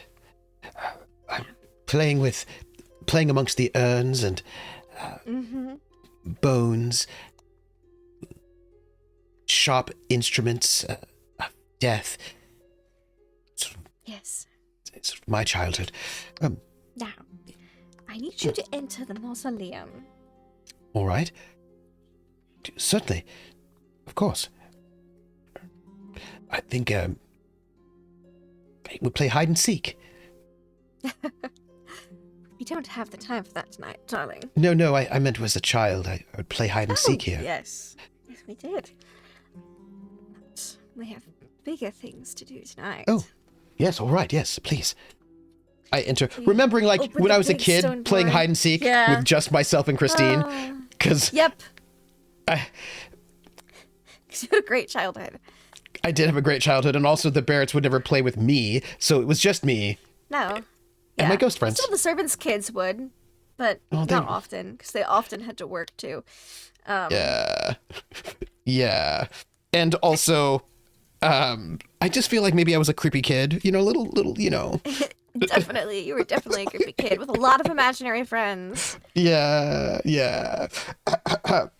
So, I'm going to go into the mausoleum with my best friend, Christine, who has been friends with me since I was like 8, and who's my bestest love and bestest friend. Now, now, darling, I need you to close the door. I know typically you want to leave the door open so you can get out, but I promise there's another way out of here. All right. I haven't told you about it before. It's one of the All family right. secrets that has been lost over the generations. Now, Well, I believe and trust you completely. Whatever you tell me, I know will be true. darling, you see, she walks over, feet so light on her feet. Her ghost. She's a ghost. Yeah. She's a ghost. Just glides And also over she's graceful. gracefully, so gracefully, towards the back of the mausoleum, where there's some bigger urns, and sometimes you had like little statuettes made. And by little, I mean like 4 feet tall, like half-sized statuettes made with an urn like placed inside, like the more original, older members of the household. Oh, I found the Christine one. You do. She goes, But I look look- I- behind this one. But I gaze at it. I get a little bit distracted by how beautiful the Christine statue is. And across from that is her husband, Erik. I don't care about Not him. Erik, I'm sorry. Yes, her husband. Gross face, What's his name? idiot, annoying person, cheater. Yes, that guy. Damien. Someone who doesn't deserve the beautiful innocence and grace, beauty, and goodness that is Christine. You know? Yes, so, yes, we need to go behind. I know he's terrible, but he was very into galvanics. Let's just say. Yes. I've never been able to really study that sort of a thing. Always been here, studying, being a mourner. He had a little, let's call it a galvanics workshop. Did he? Kept secret. He did. It used to be my father's workshop. Oh, It was converted. Oh. As his studies, I didn't want them in the main house, so I thought you could put it in my father's old vault. So, I need you to take his statue and Yes. turn it around. All right. It's probably gonna be a little rusty, because it's old, hasn't been used in, Yes. 40 years or so. Of course. 40, 50 years. And Erik thinks to himself, in his mind, it must be so terrible to be Christine and not be able to move things on your own, but I can help her whichever way she needs. He doesn't say it out loud, but he's very proud and happy that he can do this like physical thing that she can't, and that, he can help her out.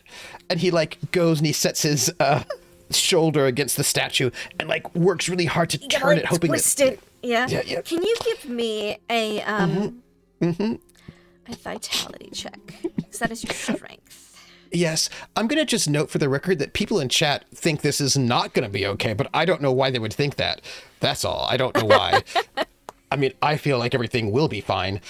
So... I also love that Kenna goes to be a groomer. Like, well, he says they can't be. Maybe. Success. 11 out of 11. Isn't a success. Usually, main members of the family don't just go down to the mausoleum and, like, twist the old urns around. That's not... Why would you? Something that's typically done. So... You barely make it. You make it. Check was 11.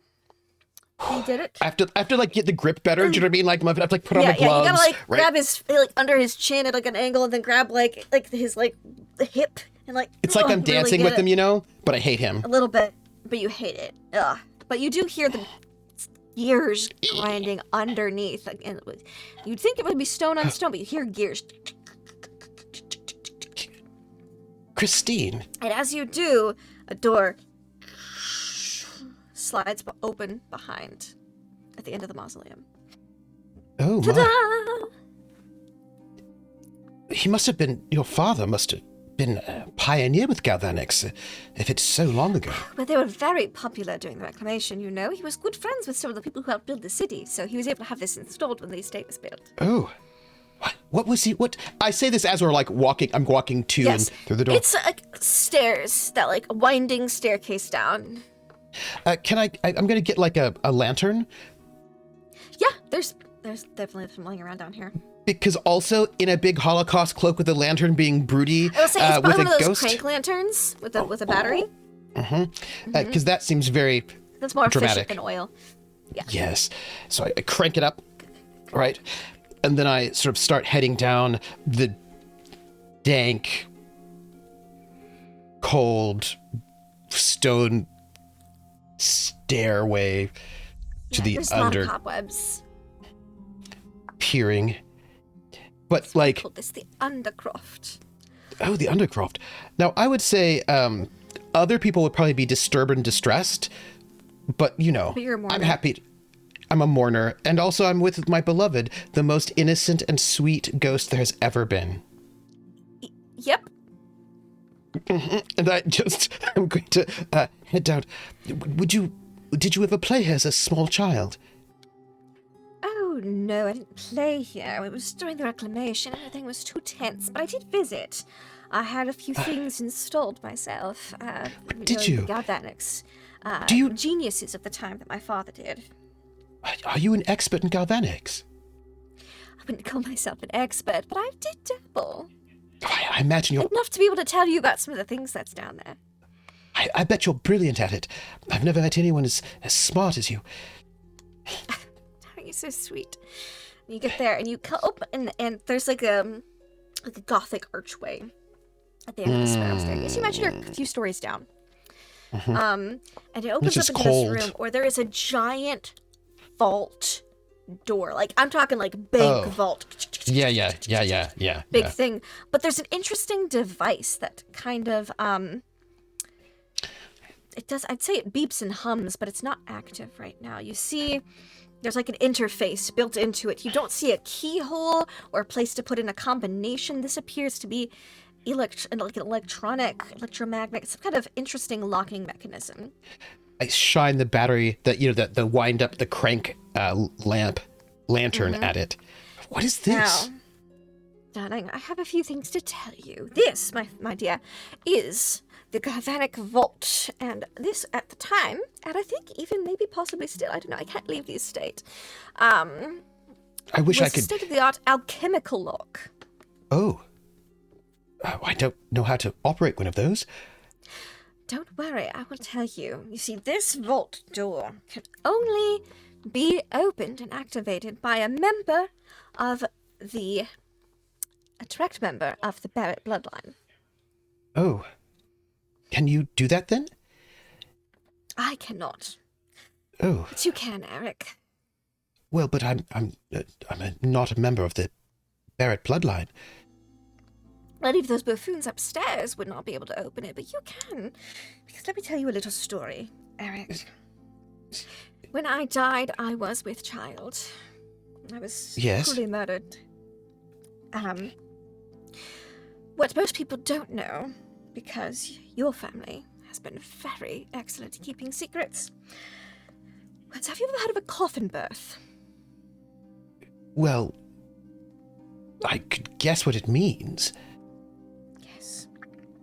Well, sometimes when a woman who is very near labor with child dies, the baby can still be born. Oh. Despite the mother's death. Now, usually the child does not survive, but your ancestor did, and our dear Mourner, the first Mourner of this house, adopted her as her own. Well, what are you saying, my dear? I'm saying that you are a direct descendant of the Barrett bloodline. 6, 7 generations down? We're practically like very extended, very distant cousins, bloodline-wise, but you should be able to open this door. If this is true, well, I imagine I'm not really. Well, how would I do that? You see, you walk up to this device and she glides over. She says, distant cousins is all right. Then? Yes. Completely acceptable. Yes, it's third or people fourth. marry their cousins all the time. All the time. He's just like, so we're not first cousins. I guess it's all right. First, second, or third. You're like 6 generations down. That's no biggie at all. Yes, it's fine. That's what he's thinking about. He's not thinking about the other implications. He's just thinking about like... No, he's just thinking about, oh no, is this weird? Nope, we're good. And I do love how chat was like, somehow she made this worse. And I was like, oh yes. But I imagine it's not done yet. All right, well, how do I open it then? See this little panel? You slide this open and a needle will pop out and you have to prick your finger and just smear some blood enough. It's a little dusty. You may want to... Oh, I can't blow. You might want to blow some of the dust out and then a few drops of blood to the device and you push the panel back in and it will analyze it. Oh, that's amazing. Pulls off his like heavy leather gauntlet, blows off the dust. Says, well, all right, well, just small little prick. Something wicked this way comes. Pricks his finger. Yeah. You prick your finger.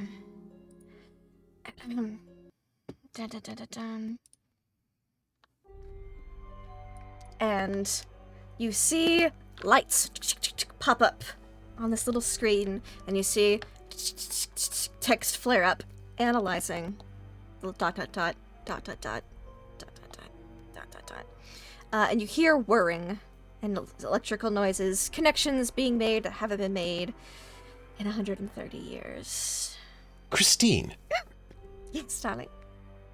If people found out about this... Yes, darling. Well, that might put me in danger, wouldn't it? Don't worry, darling. We just have to get within the vault. All right. Do you think my mother knows about this? Oh, she definitely knows. Yes. Well, then why didn't she tell me? Well, because... mourners tend to be content with mourning. But you're different, Erik. Do you think so? Yes. You're my very dear lover. All right, I guess. Most mourners don't know the depth of passion that you have. Well, I would have never thought about anything else if it hadn't been for you. Sweetheart. And it goes, and you see, and the dot, bing! Oh. Match. Complete. Granting access. Name. And you see a little keypad, like a little typewriter keypad pop up. Please enter your name, Erik. We'll recognize you as the... Should I put in Erik Mortimer? Just put in Erik. That's fine.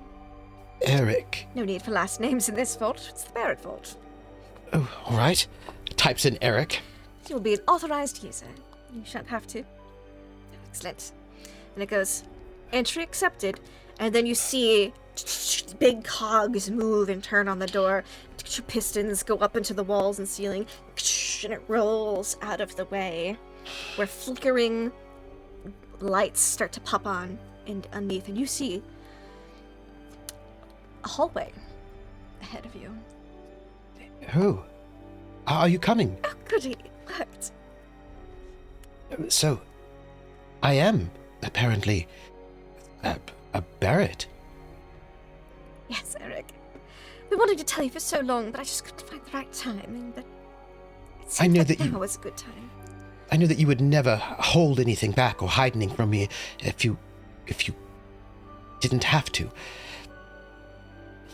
No, I wanted to make sure you were ready. I give her that look that says, I know you would never do anything bad ever or ever lie in any way. Yeah. Because, and this is a good time to let the chat know about an interesting mechanic that is in Unhallowed Metropolis. Everyone has what's called a corruption. I don't have one. Everyone No, I don't have one. has a corruption. I mean, there is something on my To be sheet, but I think it's a mistake. There is. No, it's not a mistake. Don't worry. I think it's you don't just necessarily written know wrong. about it. It's just written wrong, You have a that's physical all. corruption, a desire corruption, or a drive corruption. A physical corruption could be hedonist. You could be addicted to something. You could be there's a lot of options. You can choose a lot of things.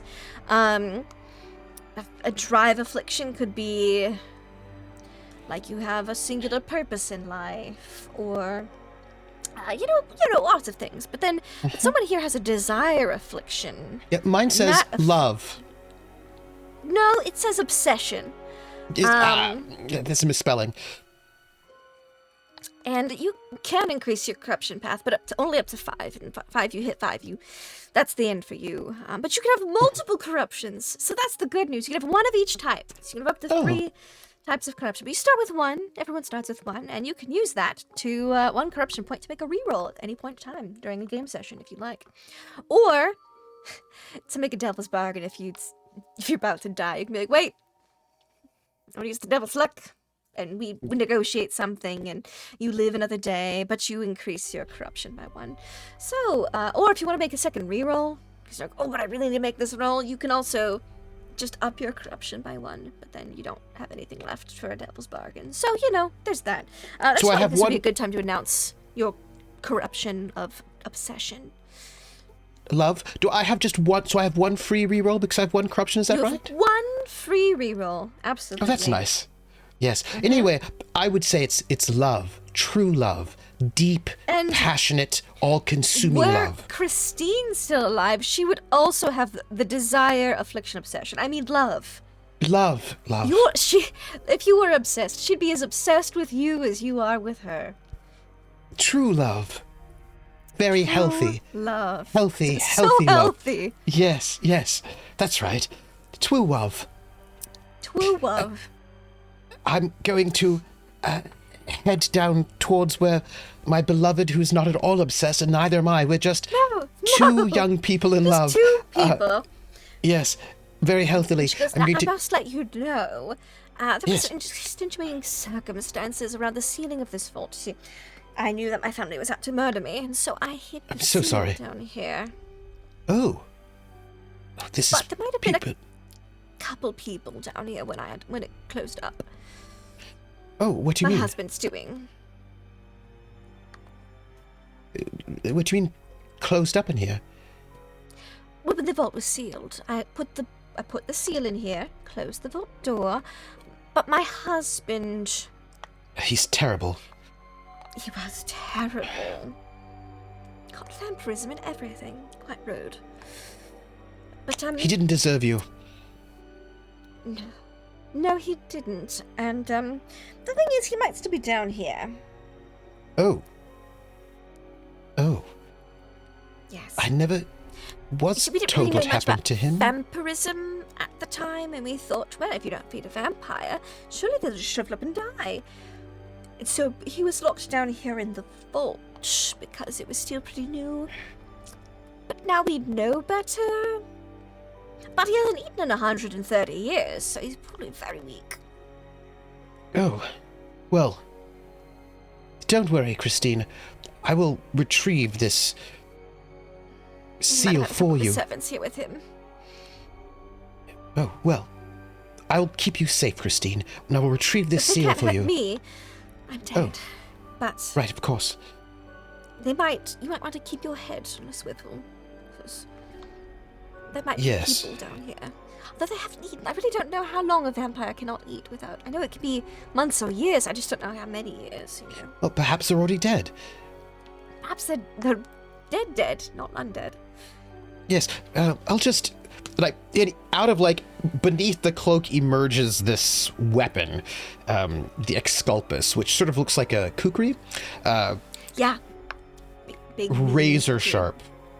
Really Razor sharp.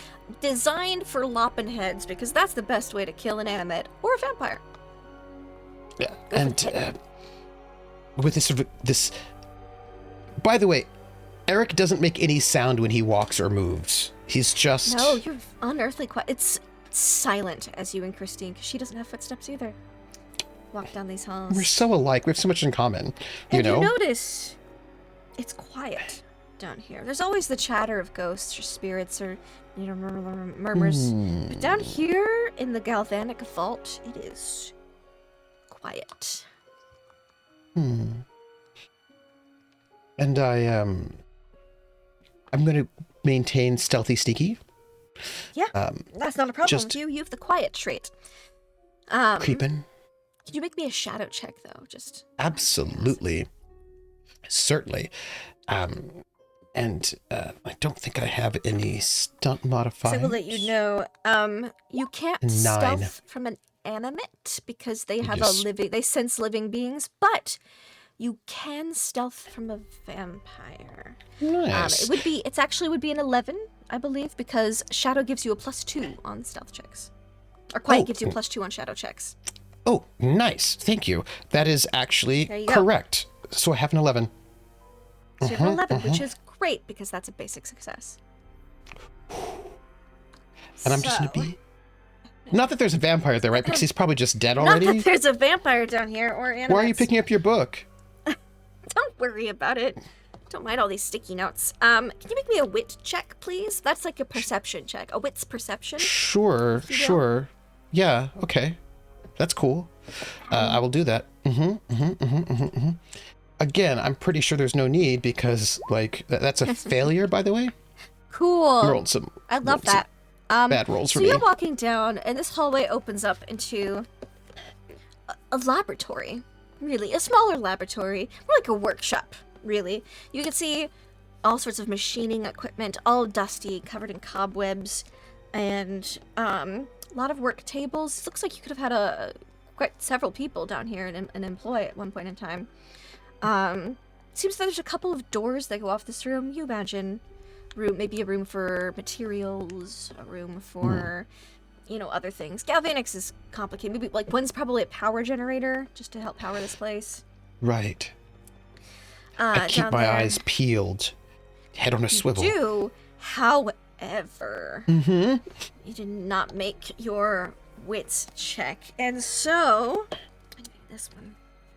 I'm sometimes distracted, you know. What is your prowess?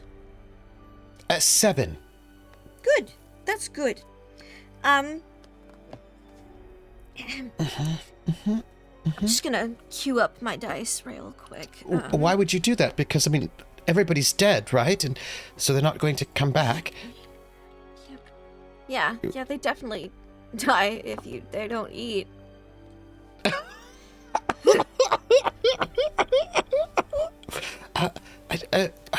What?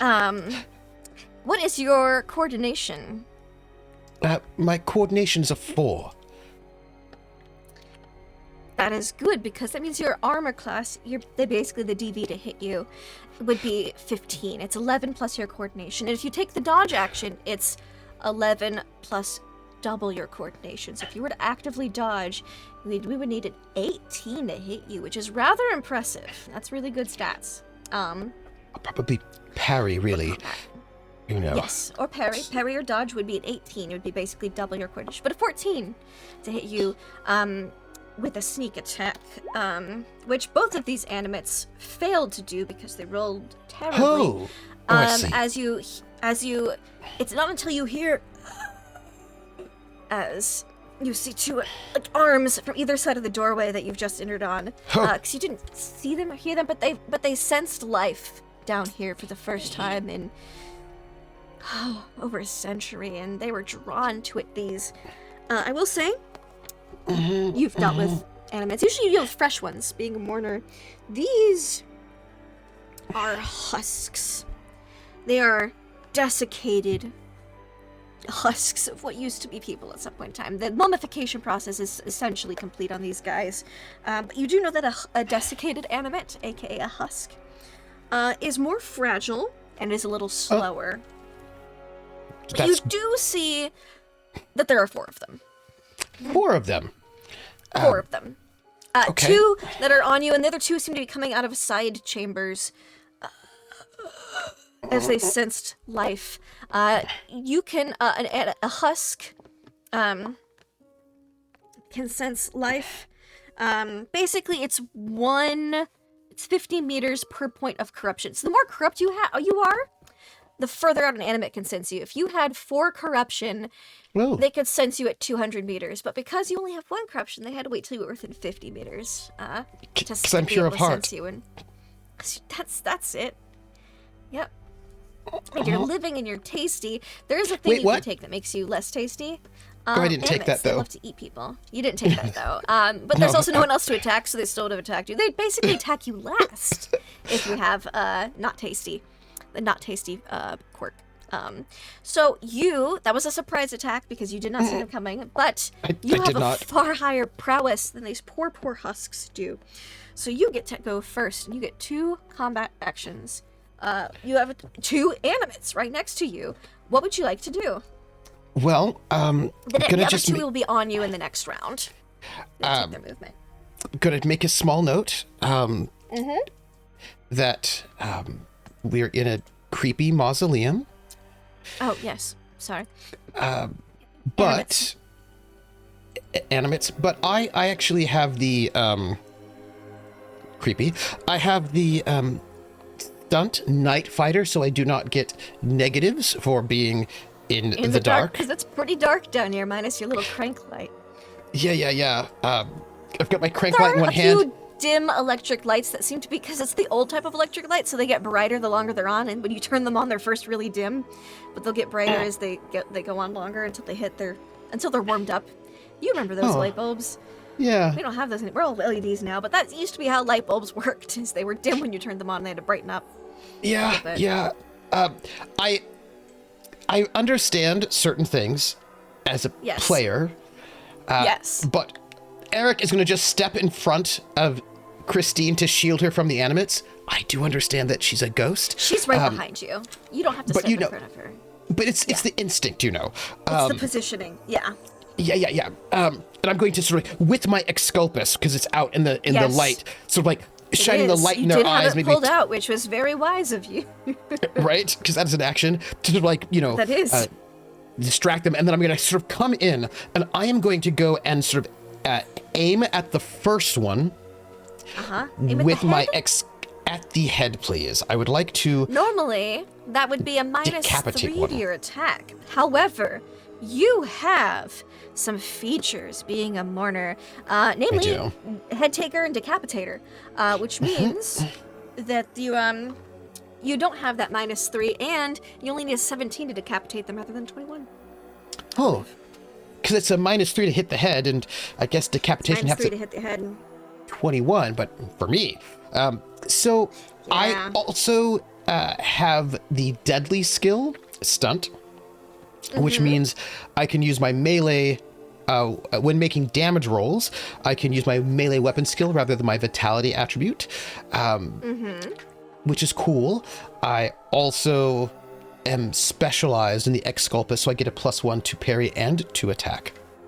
So I'm going to go for the head, for the one that's right closest to me. And I'm going to roll first before I describe anything cool because I may fail terribly. Probably the best. Melee weapon. This is going to have a +1 to it. Oh, good. I get to add they've given me the option to do so. Excellent. They do, which is nice. Okay. 14. That hits. These being husks, their coordination is 0. They only got a +2 because it was a sneak attack. So you will definitely hit them, and they're not going to dodge because they're animates and they're not particularly bright creatures. Yes. And I'm going to. I have 2 actions. Defenses are actions, but I'm going to try to take. Because you're aiming, we don't have to roll for a hit location, which is what you would do if you were just trying to hit something randomly. Yeah.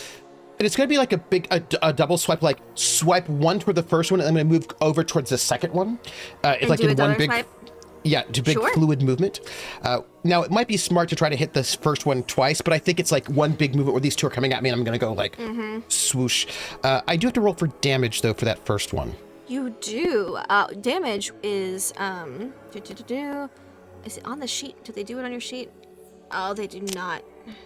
Oh, hey, look, wait, it's right did down you there. roll Esculpus? Yeah. I didn't roll. I rolled the wrong one. I'm so sorry. Melee. Uh, That's okay. yeah. Try rolling that one, and we'll see if it rolls damage with it. If not, we'll have to roll damage. Okay, weapon stunts, location attack modifiers, damage modifier. There's a +1 You were aiming there. for the head, so that's a +5.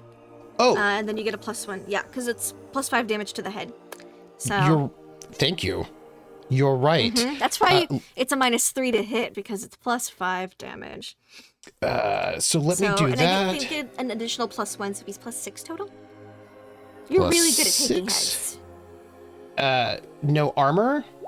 So 26 damage. Yeah. I will say there's a wound table. Ooh. 11 or less is but a flesh wound. A 12 to 16 is a serious wound. A 17 to 20 is an incapacitating wound. And a 21 plus is a fatal wound. Now, when it comes to animates, you have to hit the head because otherwise they just lose limbs slowly one at a time and they don't die really easy.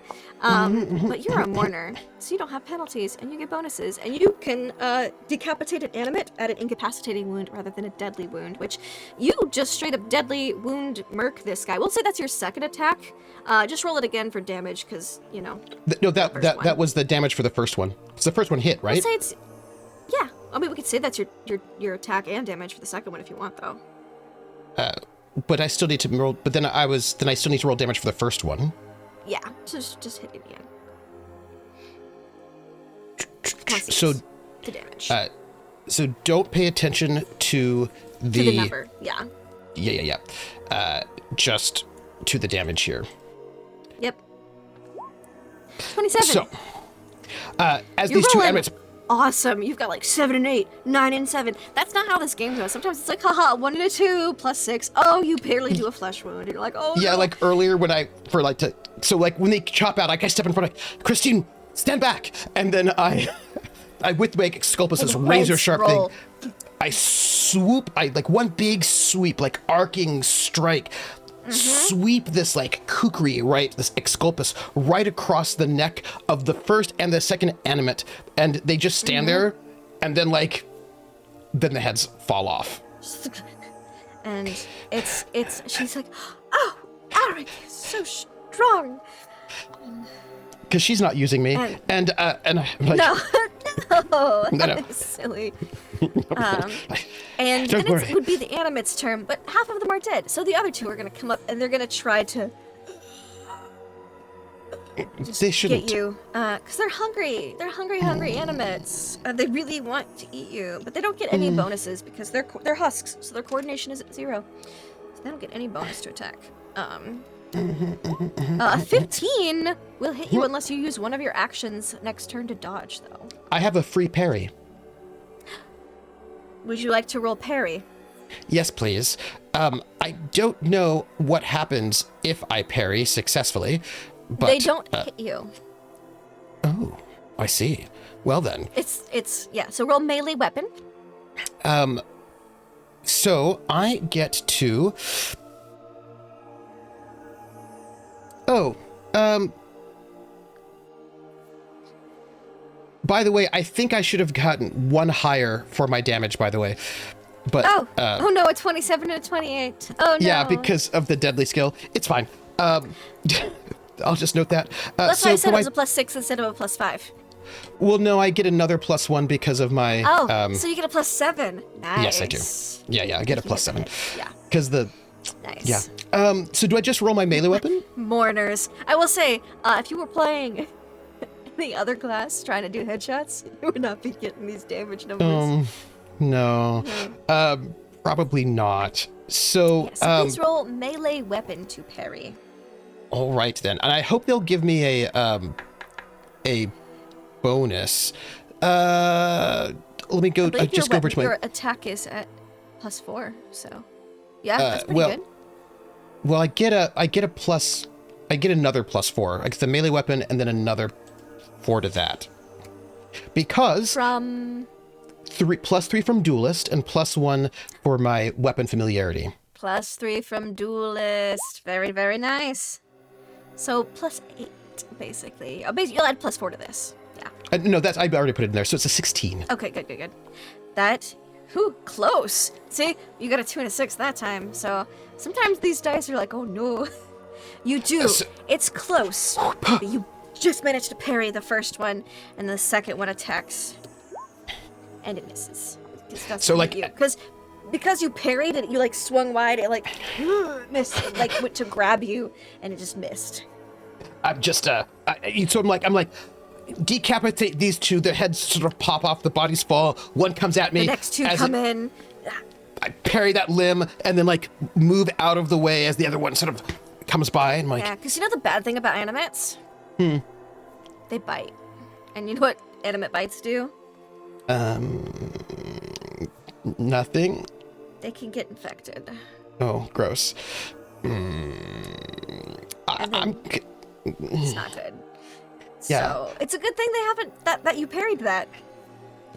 Yeah. I'm going to kill those other two though. If that's okay. Because it is now your turn. Yes. Yeah. I have 2 actions. I will take them both. One on each. Because you have free parry, which is very very nice. Yes. I'm gonna just, do that. Aim for the head again. Aim for the head, because That's wise. that would be really wise. 5 for the head, and let's do that, shall we? Ooh. 12 and 22. Because they are husks, and they have +0 to their coordination. That Looking at an will 11? hit.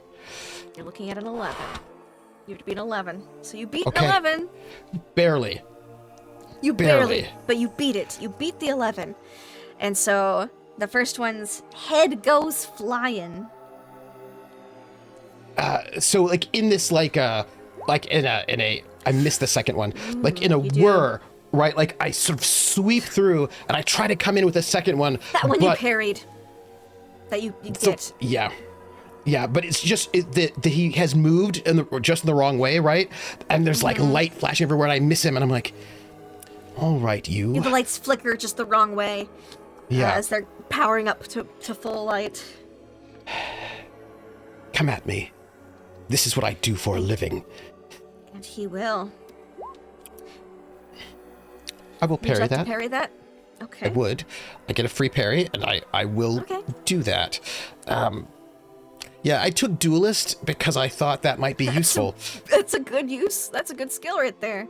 Yeah. Stunt 23. That's very good. Yes. That's. Mm-hmm.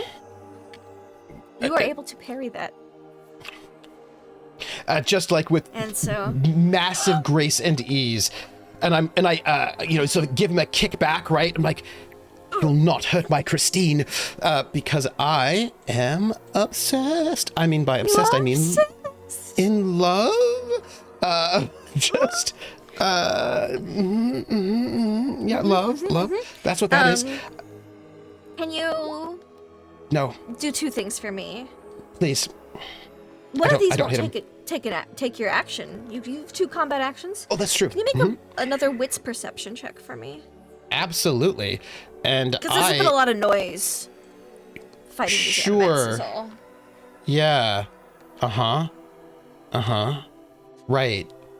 That doesn't seem ominous. 17, success. Don't worry about it. Cool. Yeah. That is good. Because it wasn't an easy check. The DV of this one, the DR would have been 16. So. I'm going to take my check, second action to try to kill that one before. Something is coming towards you, aside from this animate. That's what you know. Yeah, I need to get rid of this animate now before the vampire shows up, you know? Yeah. That'd be crazy. And with that, you do. Normally, that wouldn't decapitate with a 19, but because you've got Head Taker, you only need a 17. Yeah. And so like I do that and I as the head falls, right? I let the momentum carry me around, so I spin around to face whatever it is that's coming. Cool. What's your prowess? A 7. Just out of curiosity. A 7? Good. Cool. Cool. Great. That's the end of that round. Before you get to go, with a prowess of 8, Mr. Vampire's gonna come in. By the way, when I turn around, I say, Damien Barrett, I presume. And you see, wearing noble's clothes, ancient, old noble's clothes. His skin is too tight. He has practically no fluid in his body. He would look like a husk, if not for the fact that he's moving much more agilely. Seems he was woken from his torpor, his hibernation, with the noise of the animates and the sound of their bodies hitting the floor. The smell of fresh meat, anything coming down here. And I say, you shall pay for the perfidy that you've rained upon the most beloved and blessed Christine. And he stands there for a moment, looks at the animates, looks at you, like risk assessment, almost. But you see in his eyes, he is too hungry. Normally, it's pretty dangerous to fight a vampire. This one hasn't eaten in 130 years, except for maybe some rats or whatever might have been down here. How dangerous is it normally? Vampires? Yeah. You know? So I'm not a vampire hunter. That's a different class for that. You're not a vampire hunter. It's either they could be dangerous. Some might call them dangerous. A lot of times they're the sentient ones, especially, are dangerous because of their mind control powers. I wouldn't worry about that though. This one's I'm sorry. Too hungry to use those. Oh, did you say mind control powers? It's silly. They can't have a conversation with you and then say forget, and then make a contested will check against you and see if they win. Oh, can you make me a will check? Sure. Why? Okay, cool, thanks. No reason. Okay. Before I do. Yeah. Oh, good for you. You Okay. don't roll less than an 8. Okay. Sure. I'm just kind of taking a little check at my abilities here. Disconcerting's not going to help me there. Head taker, latent medium is not going to help me there. I will nope. say, you did not have to roll. Usually, you have to roll a will check to avoid being frightened from the sight of animates. But you're a trained mourner, and so you're not afraid of those. But a vampire's a little bit of a different story. But you're good. I roll a 14. That's better than an 8. Yeah, you feel your body react with a little bit of fear just because this is a predator. More so than husks, animates, they're annoyances. They're a plague upon humanity. But vampires. I might have been frightened if it were another circumstance. But I'm here to Damien. protect. The hatred overwhelms the fright. Yes, he was not a good husband to my beloved Christine. And my He's gonna burning passion for her try to will protect me. Our true love, attack you. our wonderful love that is in no way at all, I was no way groomed. Would you like to parry that? He's coming in at you with his fangs out, claws, these gnarly, sharp talons on his hands. So He's hungry. right, yeah. Yeah. So it's coordination plus prowess, is that right? What's your my hit? parry? No. What's my your hit- armor class? Your 2 hit armor? number? My 2 hit number, I Your guess. hit number is your coordination plus 11, so you have 15 to hit. 15. Right. Great. Okay. I'm going to parry. I have You a would free like to parry. parry that. Are you sure? I would. You don't I have would. to. Okay. Yeah. This is his first attack. He gets more than one. Okay. Husks That's didn't. Normal cool. animates get 2, but he gets maybe more than 2. really. He's a vampire. Is he? Is he? Can I ask us a random question Surprise! as I'm about Sure. to as I'm about to parry him? Hopefully, at least his first attack. Yeah. You know my true love, Christine, who loves me more than anything and Yeah. is in no way deceptive. Yeah. Sure. Yeah. Is she distressed about all of this?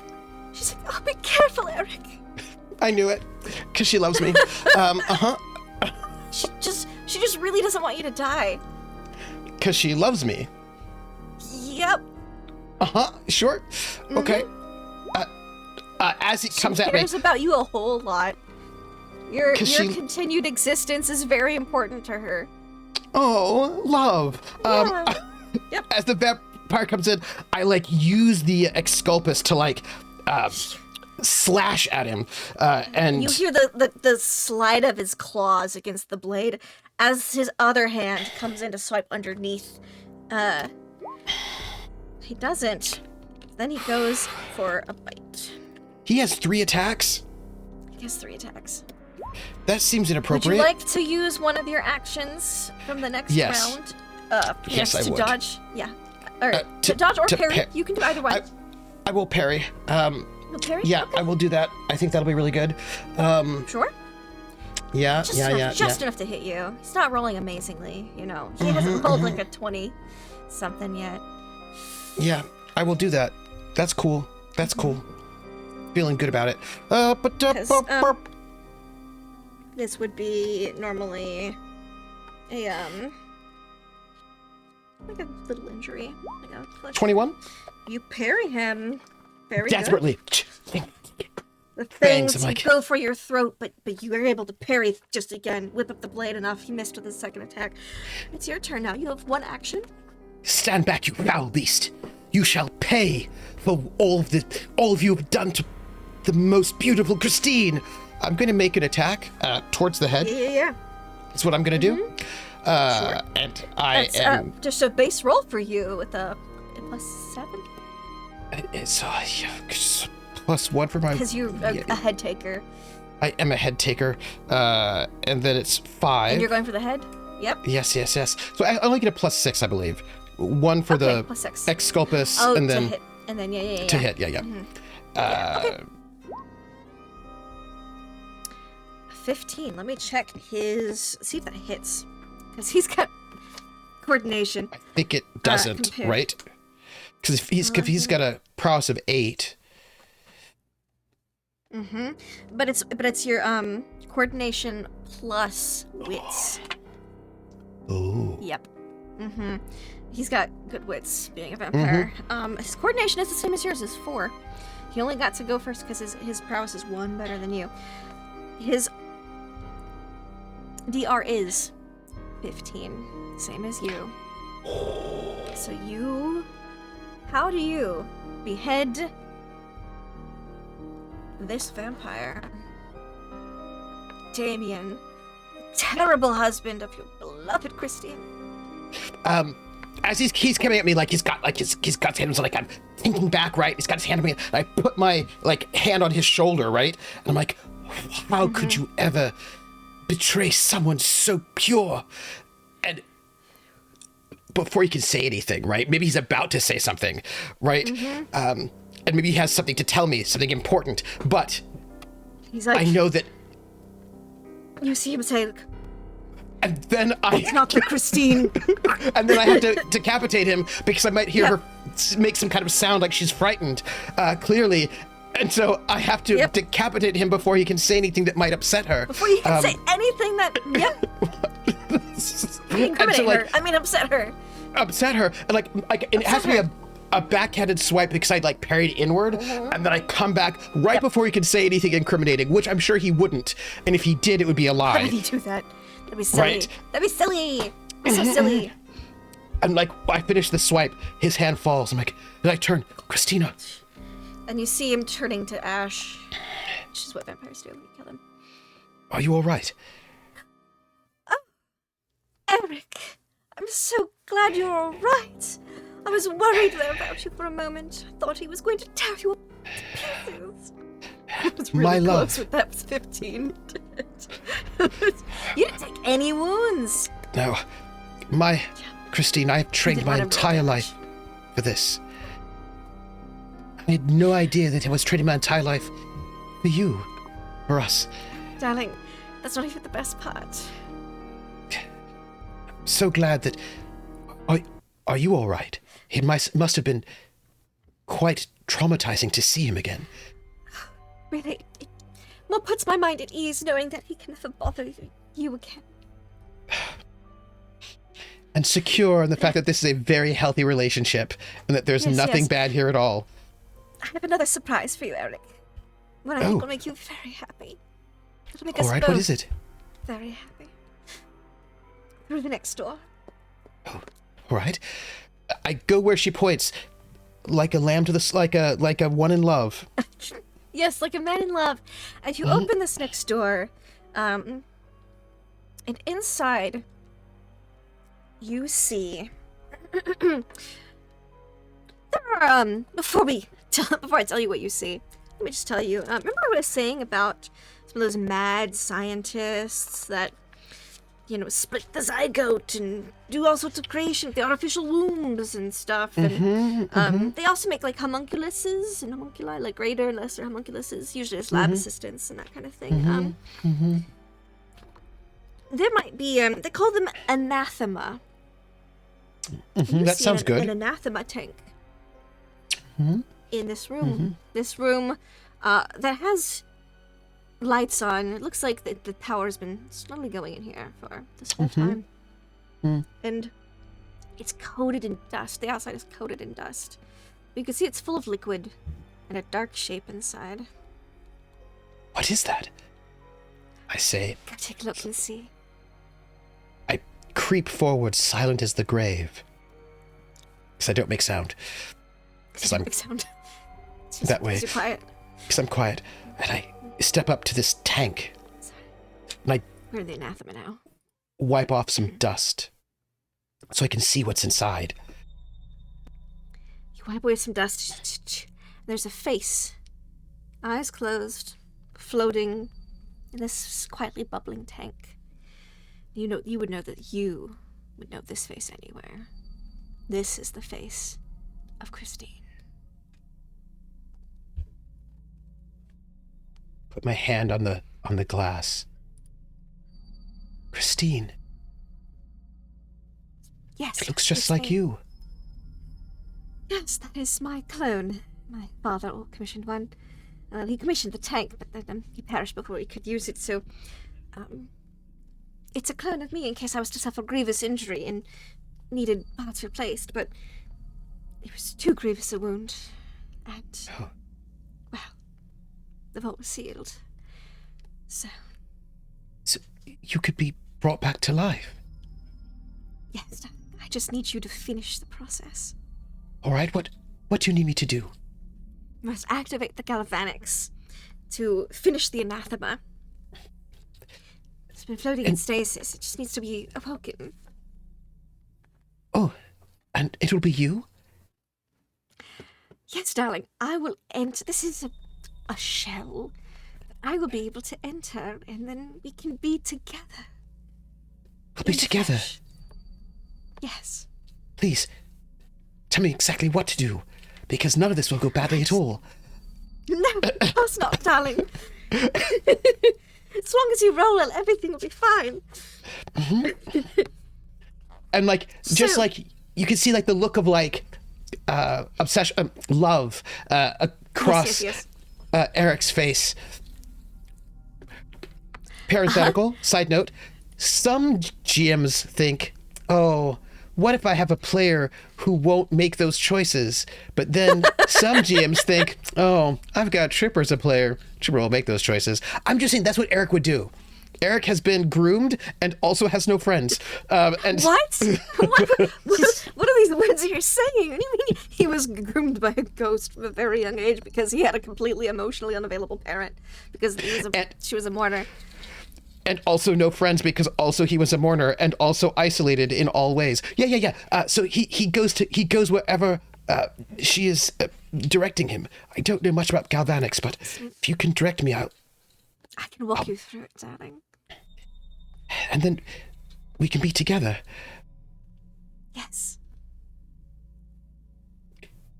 There's a machine. I don't know how it works. I don't have the galvanic skill, but I'll do whatever it needs. Please, come over here, and she'll walk you through what needs to be done to activate it. First, you have to check all the levels of everything, because it's been a long time that this clone has been sitting in this vat. You know, You check it, and she checks that she confirms all the levels. Let me have her make just a little teensy bitty roll with her ghost intelligence, which it's in another book, but I remember she's got she's got stress. what? If you asked me what her coordination was, I wouldn't remember, but I remember her the mental ones, the wit, intellect, charm, and will. I have a question. Yes. Are her stats like honesty and amazingness and trustworthiness? Can you make me will check? Of course. My will is not my best stat. Are you surprised? No. Lovely. 13. Good. 25. Lovely. Yes. She's starting to walk you through this, and could you also make me an intellect check? That's also not my best stat. That's fine. What? I'm Doesn't good need at to be other your best things. stat. No, I'm good at other things. A 6. 6. Yeah. She's like talking through. She's like, no, darling, not that one. Here, let me show you. And All right. you blink, and everything's set up. Oh, You feel like you've been doing something, setting this up, but you can't really remember. no. It's like with my night terrors. I just don't remember what they were. Yes, it's a little different than that. You don't feel like you were like afraid, but you're just like you're possessed by something for a moment. You know, I'm just saying that it's not like I'm unfamiliar with the idea of not remembering things. That's all. Yes, of course not, darling. Oh, it's all set up. Wonderful. Yes, darling, of course it is. You did an excellent job. Thank Very you. meticulous. Now, What? I do need you. I cannot help you with this final part, unfortunately. Oh, But because I will need to be ready to enter the body. all right. It'd be very tiring for me if I try to help you out with this next part. Oh, I wouldn't want to tie you out, my dearest. I know. We're not like that. Please, I'm ready. So, we need you to make for a clone check to finish this work. 16. It would be increased by 3, but she did that part for you. Oh, that's So nice. it's just a 16 that you need. You can use, and I will even allow you to use concentration for this, because she set up all the hard work. You just have to, basically, the last step is keeping these fluid levels within, like, a certain parameters. So it's less science-based and more, like, concentration-based for this part. And you need to beat a 16. Okay. Great. It would be a 19, but she might have possessed you for a moment to do the hard stuff. What? I don't remember that. What? Of course you wouldn't. Nobody remembers being possessed. No, and it was only but a blink. It's but a blink. I wonder if I can give myself any bonuses. No, but you do have a reroll if you needed it. Oh, lovely. All right. Well, here we go. Let's use my concentration then, shall we? Please do. 15. Did you say you needed a 15? You need a 16. I see. Well, I have one reroll that comes from being in love. In love. This is Yes. very pertinent to that. I'm going to use my one reroll because Okay. I love her, and she loves You me, love her. and She does everything love is you. healthy. So healthy. And I'm sure I could roll better than that. Yes. No. All right. My understanding Yes. is that I could get another reroll if I increased my Yes. corruption. Is that correct? That is in fact correct. That is something you could do once per session. Only once, And- then, yes? Only once. However, I will say, because this is so pertinent to your obsession, you're increasing your obsession for your obsession. I'd say that merits a bonus, like a help bonus. So I'll give you an Oh. additional +2. So you're getting a +6 on this roll total with your concentration. So concentration +2. So you just need to roll a 10 with the dice. Well, I would like to... Do you mind if I read this out? Certainly, please do. Yes. What is your next level of obsession? Well, first let me read my first level of obsession, which I have. Please do. Yes. It says, 1, rank 1. You are constantly preoccupied with thoughts of one subject, Christine. A beautiful voice. You may find yourself collecting related objects and memorabilia, and your home likely contains a shrine devoted to this subject, Christine. You speak of your obsession constantly, to her, because she's my only friend, subconsciously weaving it into conversations. Others may find your intense focus irksome, but will generally view it as a harmless eccentricity. That's just, You're just big into the family history, is what they think. Yes. But let's just... Now, Werewolf Field says, wait, I could just let it fail. Is that an option? Well, it would be if you didn't love her the way that I do. If you didn't love her desperately, if you were a fair-weather friend. If you wouldn't do anything for your love. So, ratings 2. Your obsession occupies a greater and greater portion of your waking mind. You seem Well. constantly distracted and often trail off in conversation, your mind fixating back on the well-worn path. Those closest to you have begun to find you dull and your manners off-putting. The character suffers -1 on charm and intellect rolls that do not actively pertain to my obsession. Yes, well, I'm sure other people might not choose to increase their obsession, but those people don't actually know what love is. So I'm going to increase my obsession to 2 That is fair. To 2? so that I might get another reroll. So that you might get another reroll with a bonus because this is pertaining to your obsession. Because I care. You care so much. And So she's I'm going right to- here. She She's is. right here. I get to add a +1 to this, is that correct? +2. A +2? Yes. She goes, darling, I know you can do this. Just keep the levels steady. All right. 20. Because of our love. And I'm sure this was a very good idea. I'm sure taking my one only ability, because you can only do this once per session, is that correct? Session? Yes. So I couldn't ever do this again, no matter what dangerous thing might happen later.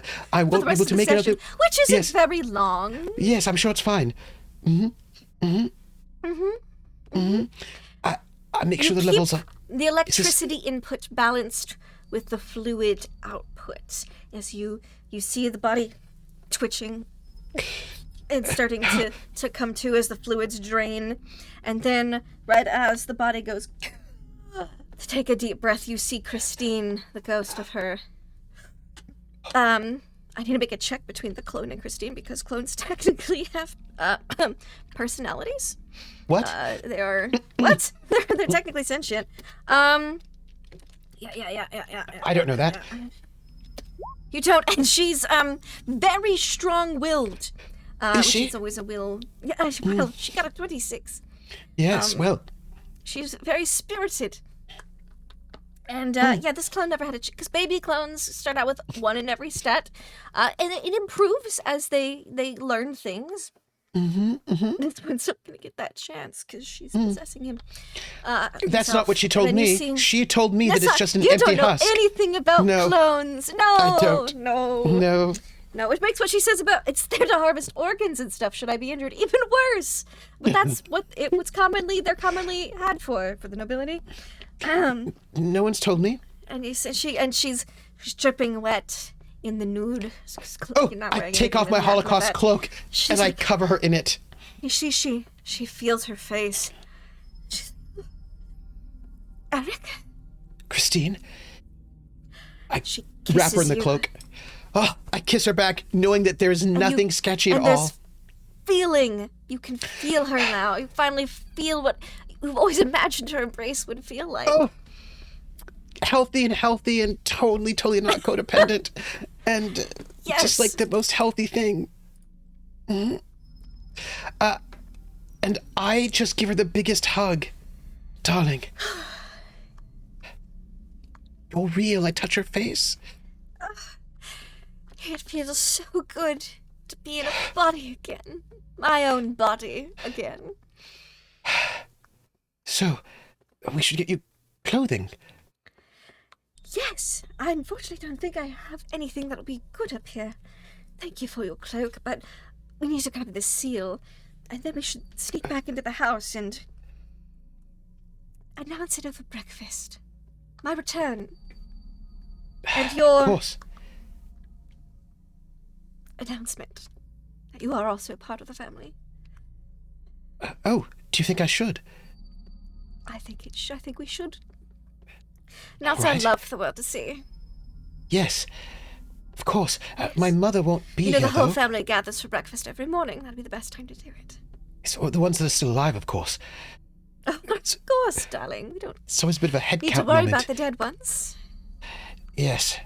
So you never know when you go to breakfast if someone's going to be missing, and if I have to go see if there's a body to find and watch. Yes, come. Of course. And she goes, the seal, and she goes into a different room, and it's like the supply closet where there's just a bunch of materials and no one would think to look, and she pulls out like a drawer of like old, they're like shriveled up roots, like parsnip type things, like, I'm sure they had like medicinal purposes, and she like rolls one over, and inside is a hollowed out compartment with the seal, and she pulls it out. I need this. Of course. Now, he's thinking, how old does she look? Oh, she died pretty young. She took over when she was like 9. I have her age. She was like just a little bit older than you. I think she looks like 20, mid-20s. She looks mid-20s. So she waited until you were 25. That's so weird. I know. So we are like we're weird. the same age, and there's no power imbalance between us. No. Yeah. Crazy. I mean, she's not like 100 and something or other, right? No, it's not like she's been around for like 150 something years total, life and death. Yeah. Doesn't drop Deeves on all of the current living family secrets and know everything about them. No. Because she's like, she's so nice, you know? She is and pretty. so nice. Yeah. Yeah, she's beautiful. She's got that long blonde hair that's like down to her knees almost, because it's all down because she was, in a cloning vat. Yeah. I'm going to, And she goes, "Oh, we should set this up though, in case something would happen. We'd want a clone going on.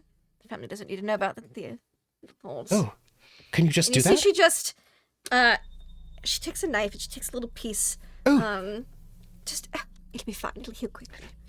And she just puts it into a little tray, pops out. She puts it into a vial and pushes it back into the cloning vat and adjusts a few things. I take out my handkerchief and I wrap her hand.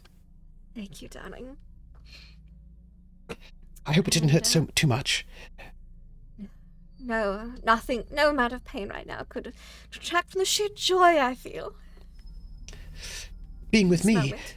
being together, both of us. Of course, darling. I put my scalpus You should sneak back into the house. away. Oh, and close up the vault. Of course. Waltz out of the vault, seal in hand, her in your jacket. She closes the vault door, which you now know where it is and can access it. I need a shadow check Of course. to sneak her back into the house in the middle of the night. 2 because I'm quiet, is that right? +2 because you've got the quiet trait. A 10. 10. That's not a success. That is not a success. You needed an 11. But people are sleeping. You go back in, and Vera, well, someone was in labor. Oh, yes, that's right. Not everyone's sleeping. You run into Vera again, and she's like, and she sees you, she knows you went out to the chapel. Guess you do that sometimes. You're a mourner, whatever. Probably cleaning up after whatever you mourners do after watching over a body and doing your thing. But she sees you with this beautiful, ethereal beauty, unearthly In my beauty. cloak? In your cloak, haunting beauty. Haunting beauty You're is both haunting beauties. the merit. And now we're both not dead.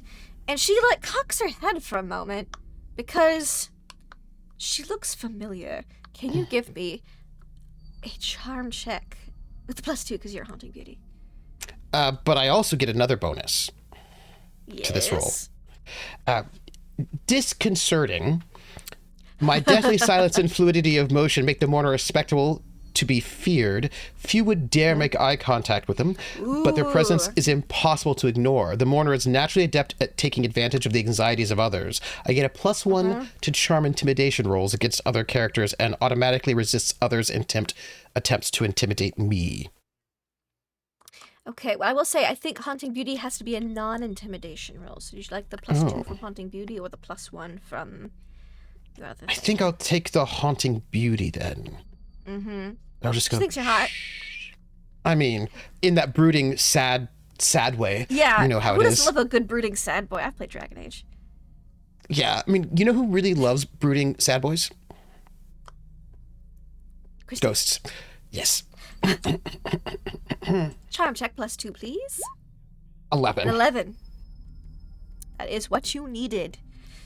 Barely. She was like, and then she's just like, she doesn't connect the dots. She's distracted enough that she does not realize that the picture that's hanging behind her is the woman standing in front of her. She's just like, maybe it looks kind of familiar. Then she's more just like, oh, he's got a girl. Okay, well, they got to carry on the Mourner line somehow.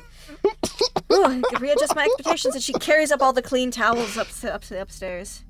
And she goes, no death yet. And, good. Excuse me. Pardon? Thank you. And a little flush to the cheeks because she notices that Christine's not wearing anything but your coat. But she doesn't seem like she's going to say anything about your torrid affair. Probably gossip later, but not for a while. Maybe during the next working day. But don't worry, you'll not say for breakfast.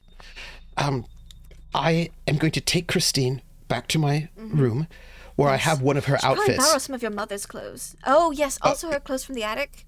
Yes. Those are really 'cause- delicate and fragile. You might want to get her the undergarments from your mom's wardrobe.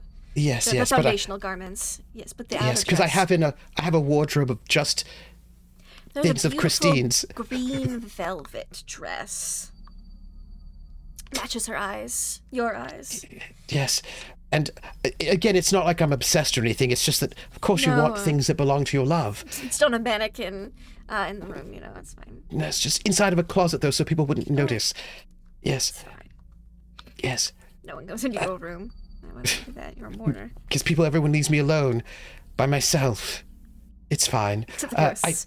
Except for the ghosts. I turn my back so that to protect her modesty. And she changes and she comes out. She looks radiant. Sorry. She looks radiant. Christina, my mother's away. You could stay in her room. It'd be lovely. It'd be good to get a little bit of rest before breakfast. I should have some things I should prepare a speech or something. Yes. If you wish, I can stand vigil over you to make sure you're safe. Outside the door, know what of course. I think I'd prefer instead? It's for us to just sit together on the settee. Yes, of course. I would love to. Yes. And it's not long before breakfast. And you guys sit for a while, look deeply into each other's eyes, have a dance. And before you know it, it's well past dawn and it's time for breakfast. Little bells ring off, letting you know it's breakfast time. Darling, it's breakfast. Yes, yes dear. Oh, perfect. I'm so excited. I'll have to shave and let me get myself ready. Please do. I want to be... Well, You should look your best, darling. This is going to be a day this world will never forget. of course. And I'm going to go and do something secret. Uh-huh. I'm going to get a flower, you know, Ah, yes. so I can give it to her. That's my secret thing. Yeah. I love it. Get myself shaved, ready, powdered, ready, slick. And I'm going to present her with a flower. Darling, you shouldn't have. She like tucks it into her hair. Audience, this is bad. Anyway, darling, I know everything will be fine. Because yes, as Otherok notes, things are about to go off when Dance Macabre starts, which I'm sure will be excellent. That's just fine. And I'm going to arm out. And she takes your arm and you can feel it. Her arm and your arm. I just pat her hand. I am so Twitter-pated that I am also obsessed level 2. It's great. It's great. You realize you're a little late for breakfast. Oh, but I would never rush her. No. She goes, that's all right, darling. It'll be a dramatic entrance. Of course. And I walk to this breakfast with her, arm in arm, flower in her hair, me quiet as the dead. She also walks pretty quietly. Not quite as quiet as you, but not as quiet as she used to. She has Yes. I will say, I sound just... like music to your ears. Perfection? They match the beating of your heart. Of course.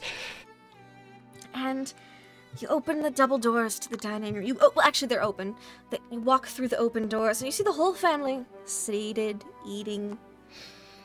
And there's you and your mother's chair, which is open. It's at a side table.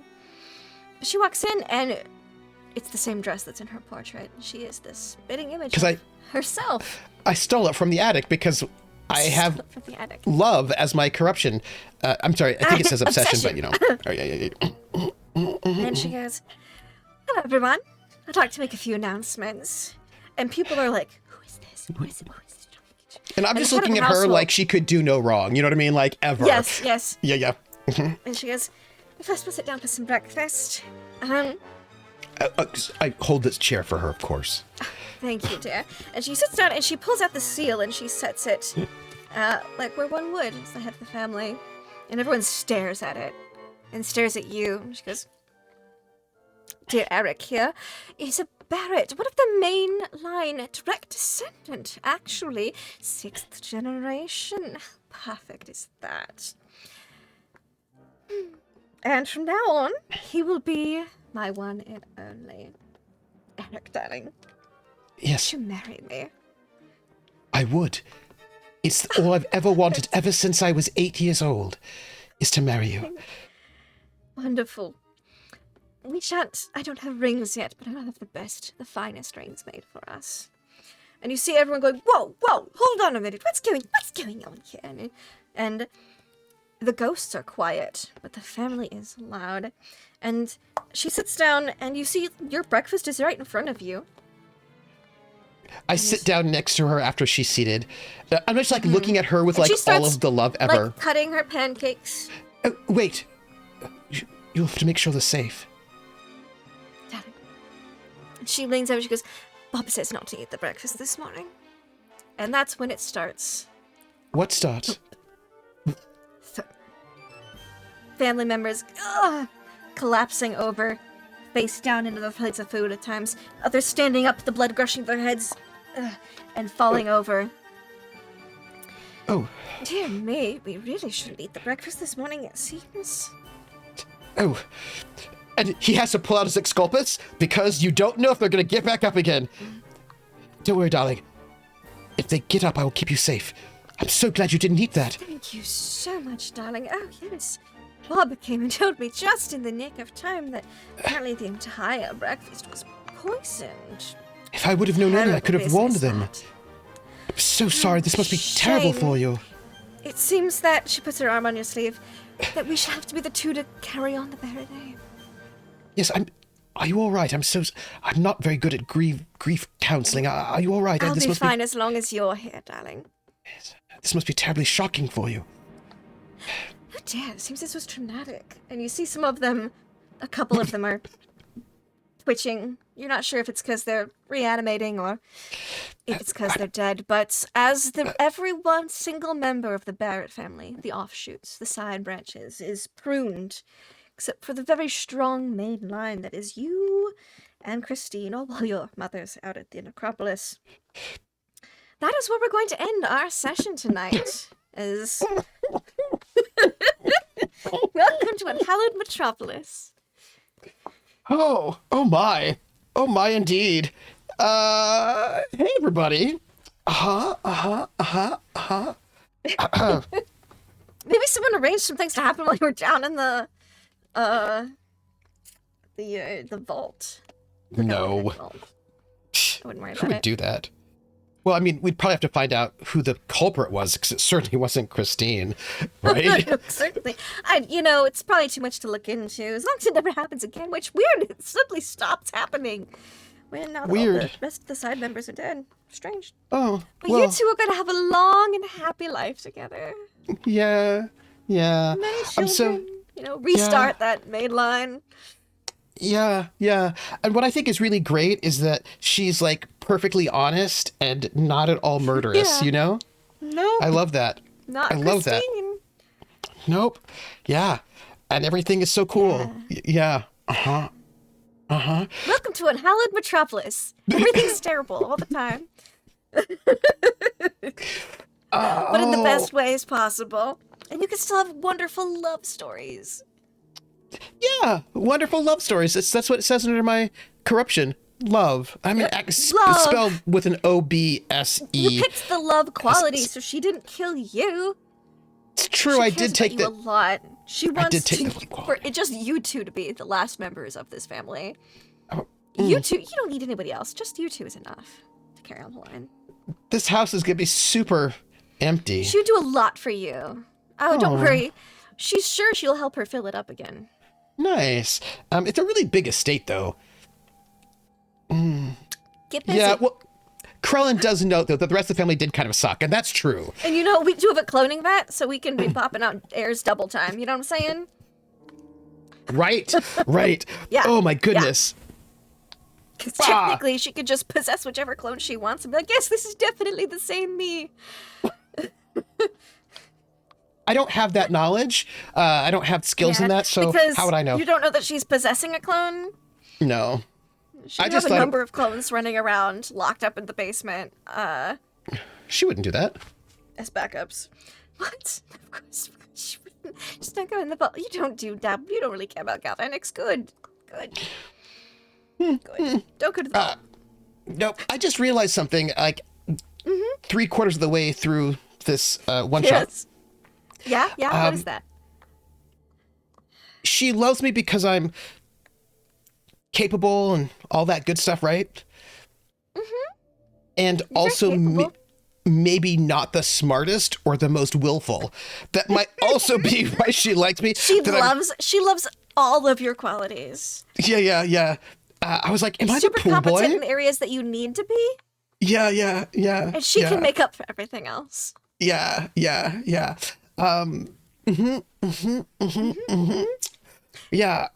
Feel like I'm the pool boy. Are you mad about it? No, not mad about it. I have level 2 obsession, Christine. And here's the good part, though. Yes. Since everybody else is dead, nobody will find it really weird that I think about her all the time and have a shrine to her in my, Yeah. right? And you don't need to leave the house. It's fine. Actually, you might have to be the one to leave the house. I don't know how far her ghost can wander. You might have to be the one to handle all out-of-house affairs. Oh, all right. You're the GM. You get to give us our wrap up while I look at things. It's amazing. Our what? Our wrap up while I go look at our messages. Okay. Wonderful. Thank you, everyone, for watching. I hope everyone really enjoyed Unhallowed Metropolis. I was talking with the GM who introduced me to Unhallowed Metropolis earlier today. And I was like, I told him my idea for this, and he was like, yes, that is the perfect introduction, because everything is terrible, but in, like, a good way. Like, in a fun way. You're not like, oh, this is just awful and I'm miserable. You're like, oh, this is awful. Let's explore this. You know? It's a really fun setting. It's a really fun system. It's not overly complicated. It's a pretty simple system. Although I will say, once we get into wounds, that's when we can get a lot of... There's tables. You roll... There's like a list of... There's a table for each hit location. So head, torso, arms, legs. Anything from a broken bone to, like, shattered skull. Love it. Depending on how severe your injury is and your complication. They could get infected, and, like, medical treatment's a whole thing. So I made you decapitate. Really good that you didn't... You majored in decapitation, so you were actually pretty okay. But if you hadn't, it would be problematic for you. But you were a mourner, so you was good. And you didn't get bit. If you had gotten bit by one of the animates, you would have had to make a 20 vitality check to not avoid infection. So, Prax said it's like totally the bodyguard, and like, yeah. She's like, I'm gonna go and possess a bodyguard. I'm gonna go and like groom a bodyguard, and also, that will keep me. Someone who can open the galvanic vault and actually get my clone out. Yeah. No one can open that because my direct line died. Oh yeah, that's awkward. Yeah. But it's true love, though, right? Yeah. Once you we were making your character, like, I knew there was gonna be a fucked up house with a cool galvanic vault. I should know what was gonna be in that vault until you were like, yeah, I've got this obsession. I was like, yeah. Okay, cool. Because anathema don't come in often because they're very expensive. So you're like really rich. And I was like, oh, this is the perfect place to showcase that. And then just another fun thing of this system is you can just make a clone if you have enough money. Harvest it for organs to keep yourself alive. Woo! Well, Or for your you've sort of misrepresented how character creation went, actually.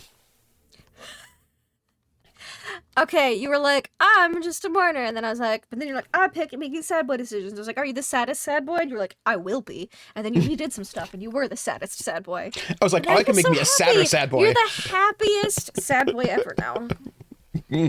Because you brought your love back to life and killed her old vampire husband who was locked in the vault because they're like, surely that'll starve him out. Not knowing that they just go into hibernation because it was new. It was the 70s, the 1970s. Like, we didn't know about how vampires and animates lasted then. I have a question. Yeah. Did she lock him in the vault? I mean, she would say, of course not. Of course she wouldn't. Then I would believe it, obviously. But he was a vampire, and it was do something about it or get the vampire hunters involved. Right. And it's kind of bad PR if it's public knowledge that your spouse became a vampire because it's an STD usually. Yeah. Yeah, yeah. That was a fun system. Isn't it fun? And the setting, I love the setting too. It's just, it's so messed up in like the best Plague-ridden way. London. Love it. Yeah. Also, I feel like you could. So here's the thing: if you look in the book, Yeah, her husband came back with vampirism, which means he cheated on her, so into the vault you go, boyo. That's basically what she was like. she's Okay, like, fine. You know, the vault. He doesn't Into the know vault enough with you. galvanics to get that clone out. He can't eat that. yeah. Because until you activate it, it's not alive, so it doesn't have blood flowing yet. So sad for it. Yeah, so sad for him. Should have stared going, that's a lot of meat. That could be awake if I knew how this thing worked. And she also locked in some servants too, because she's a very Well, I kind imagine person. she lured him down there with the servants, because he, Yeah. you know, and then was like, oops. I'm sure she felt bad about it.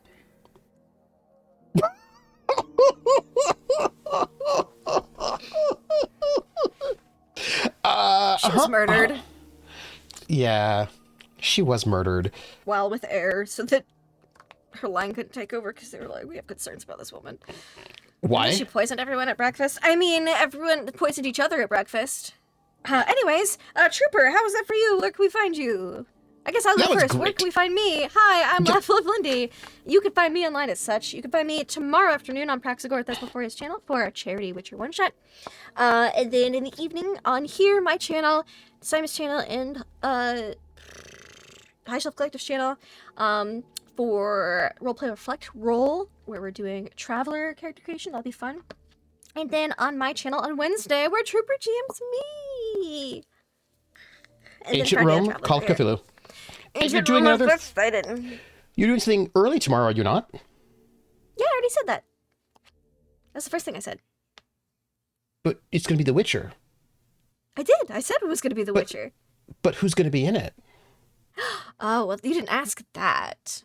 But I had to gonna be lead up to the Greg. ask. And Billy, and Josh, and me. And we're going to be streaming in a little lady. And it's going to be fine. It'll be just as fine as everything was here tonight, I'm sure.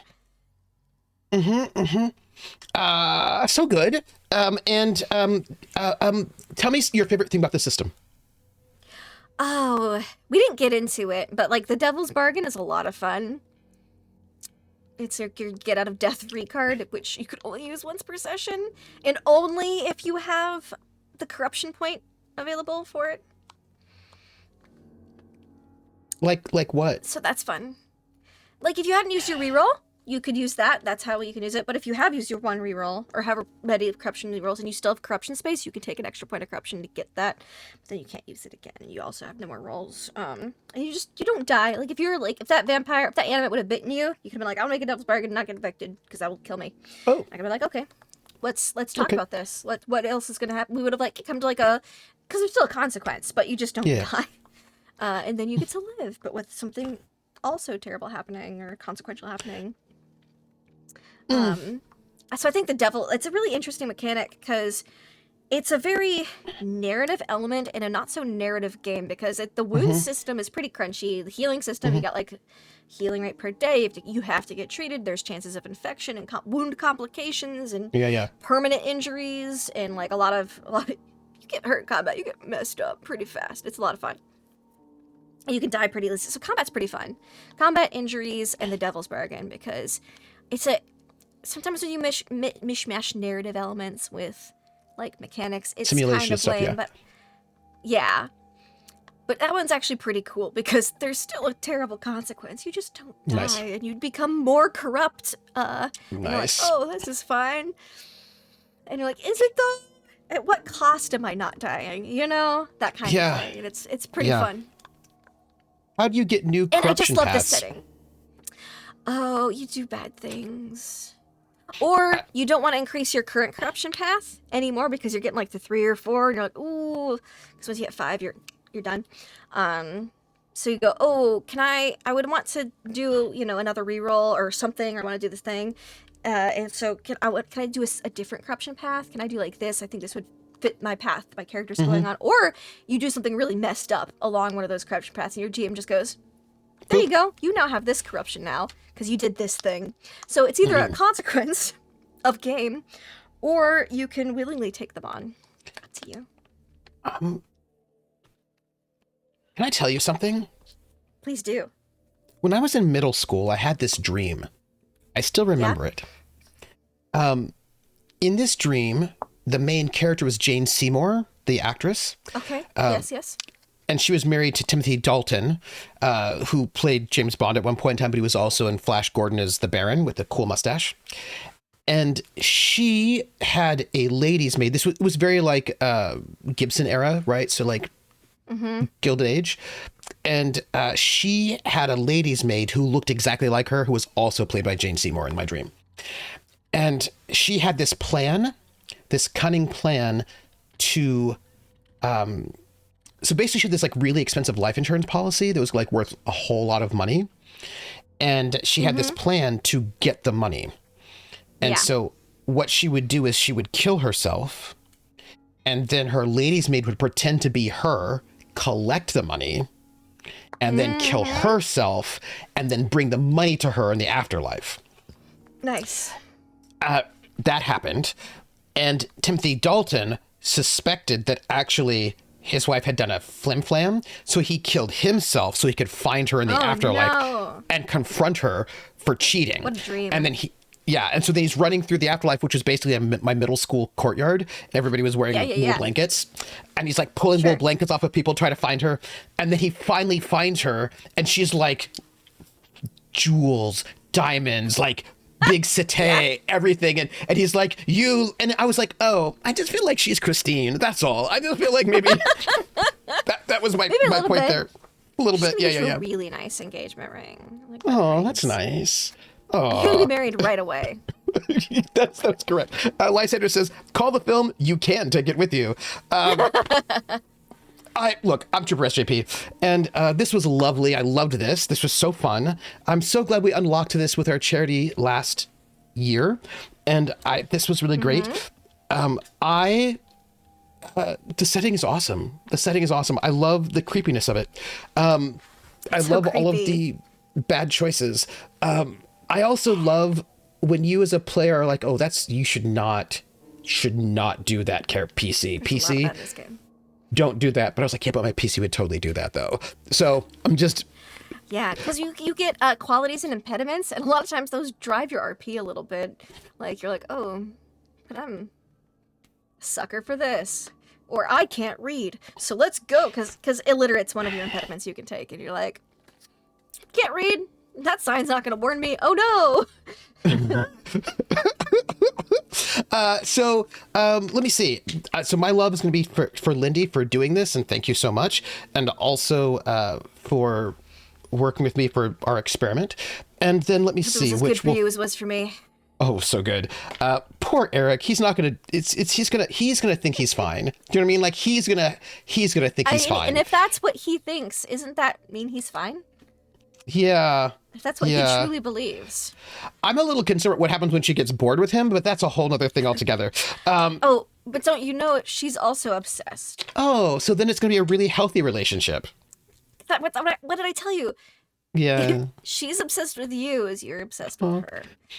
The difference is that, like, she'll kill people for him. Yeah. And he won't even know it. It'll be great. Kill people for her? No, not unless, like, I had to because they were threatening her. That's different. Yeah. Oh, there's a lot of people threatening her. Oh, no. Oh, well, then they have to die. I mean, you know what I mean? Like, you never just, like, kill people. Only if she were in danger. You know what I mean? Yeah. A lot of danger in the metropolis. Oh, yeah, well, yeah. Love that. Thank you so much. Also, I want to give my special love to you for my special love is going to be for all your musical selections. Thank you. Oh, thank you. Thank you very much. I was really lucky. I was really happy that the Vera didn't cause trouble because I might have had to have killed her, but I didn't. So that was cool.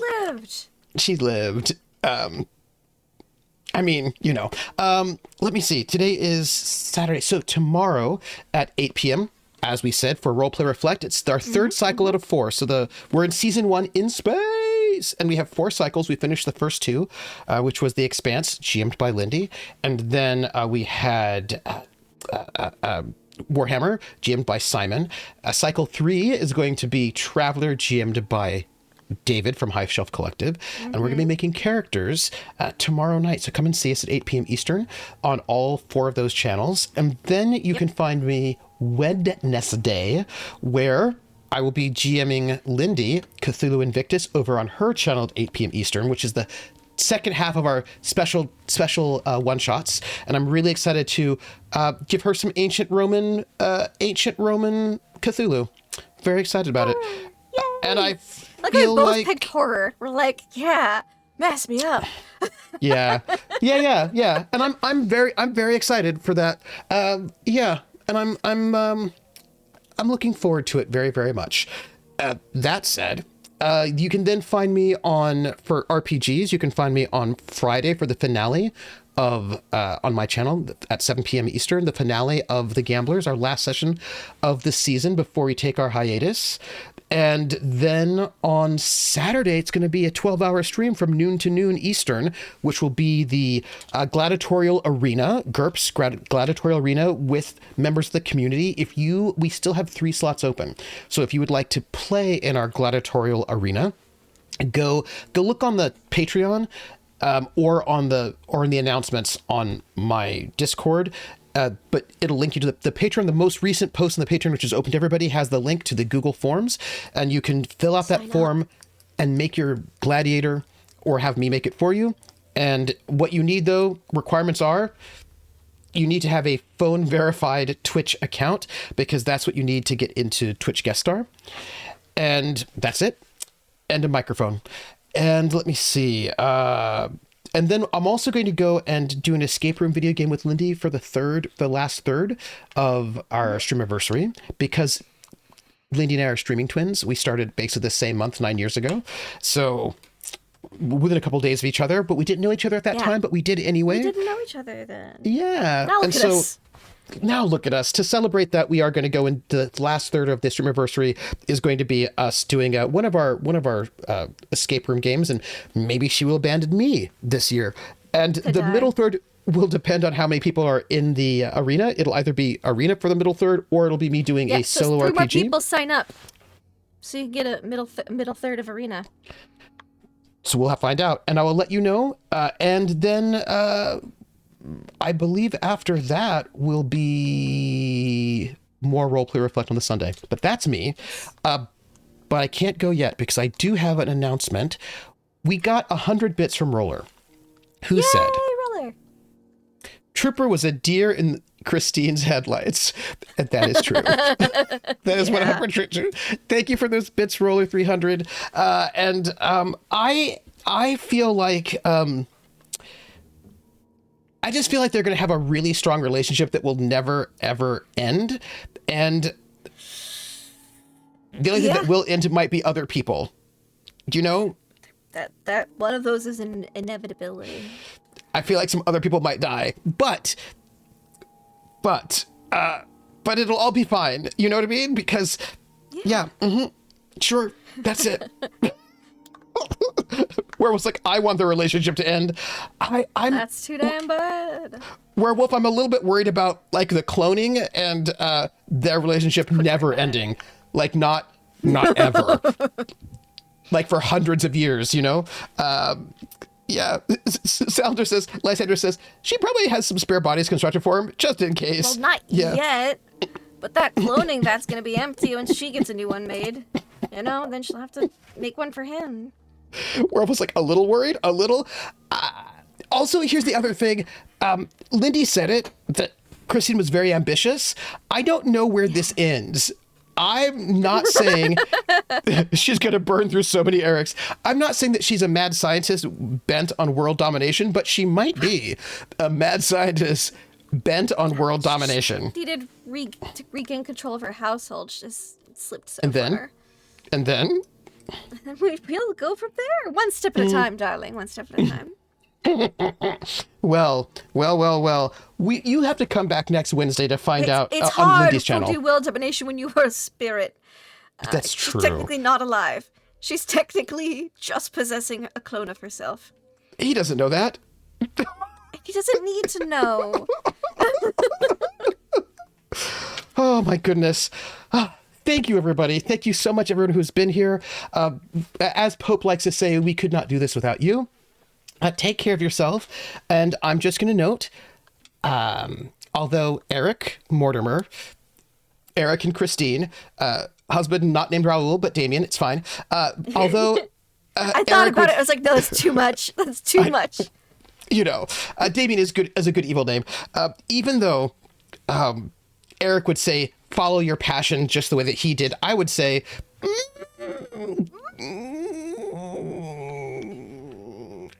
don't do it. It was very operatic, but none of them died. Just everybody else did.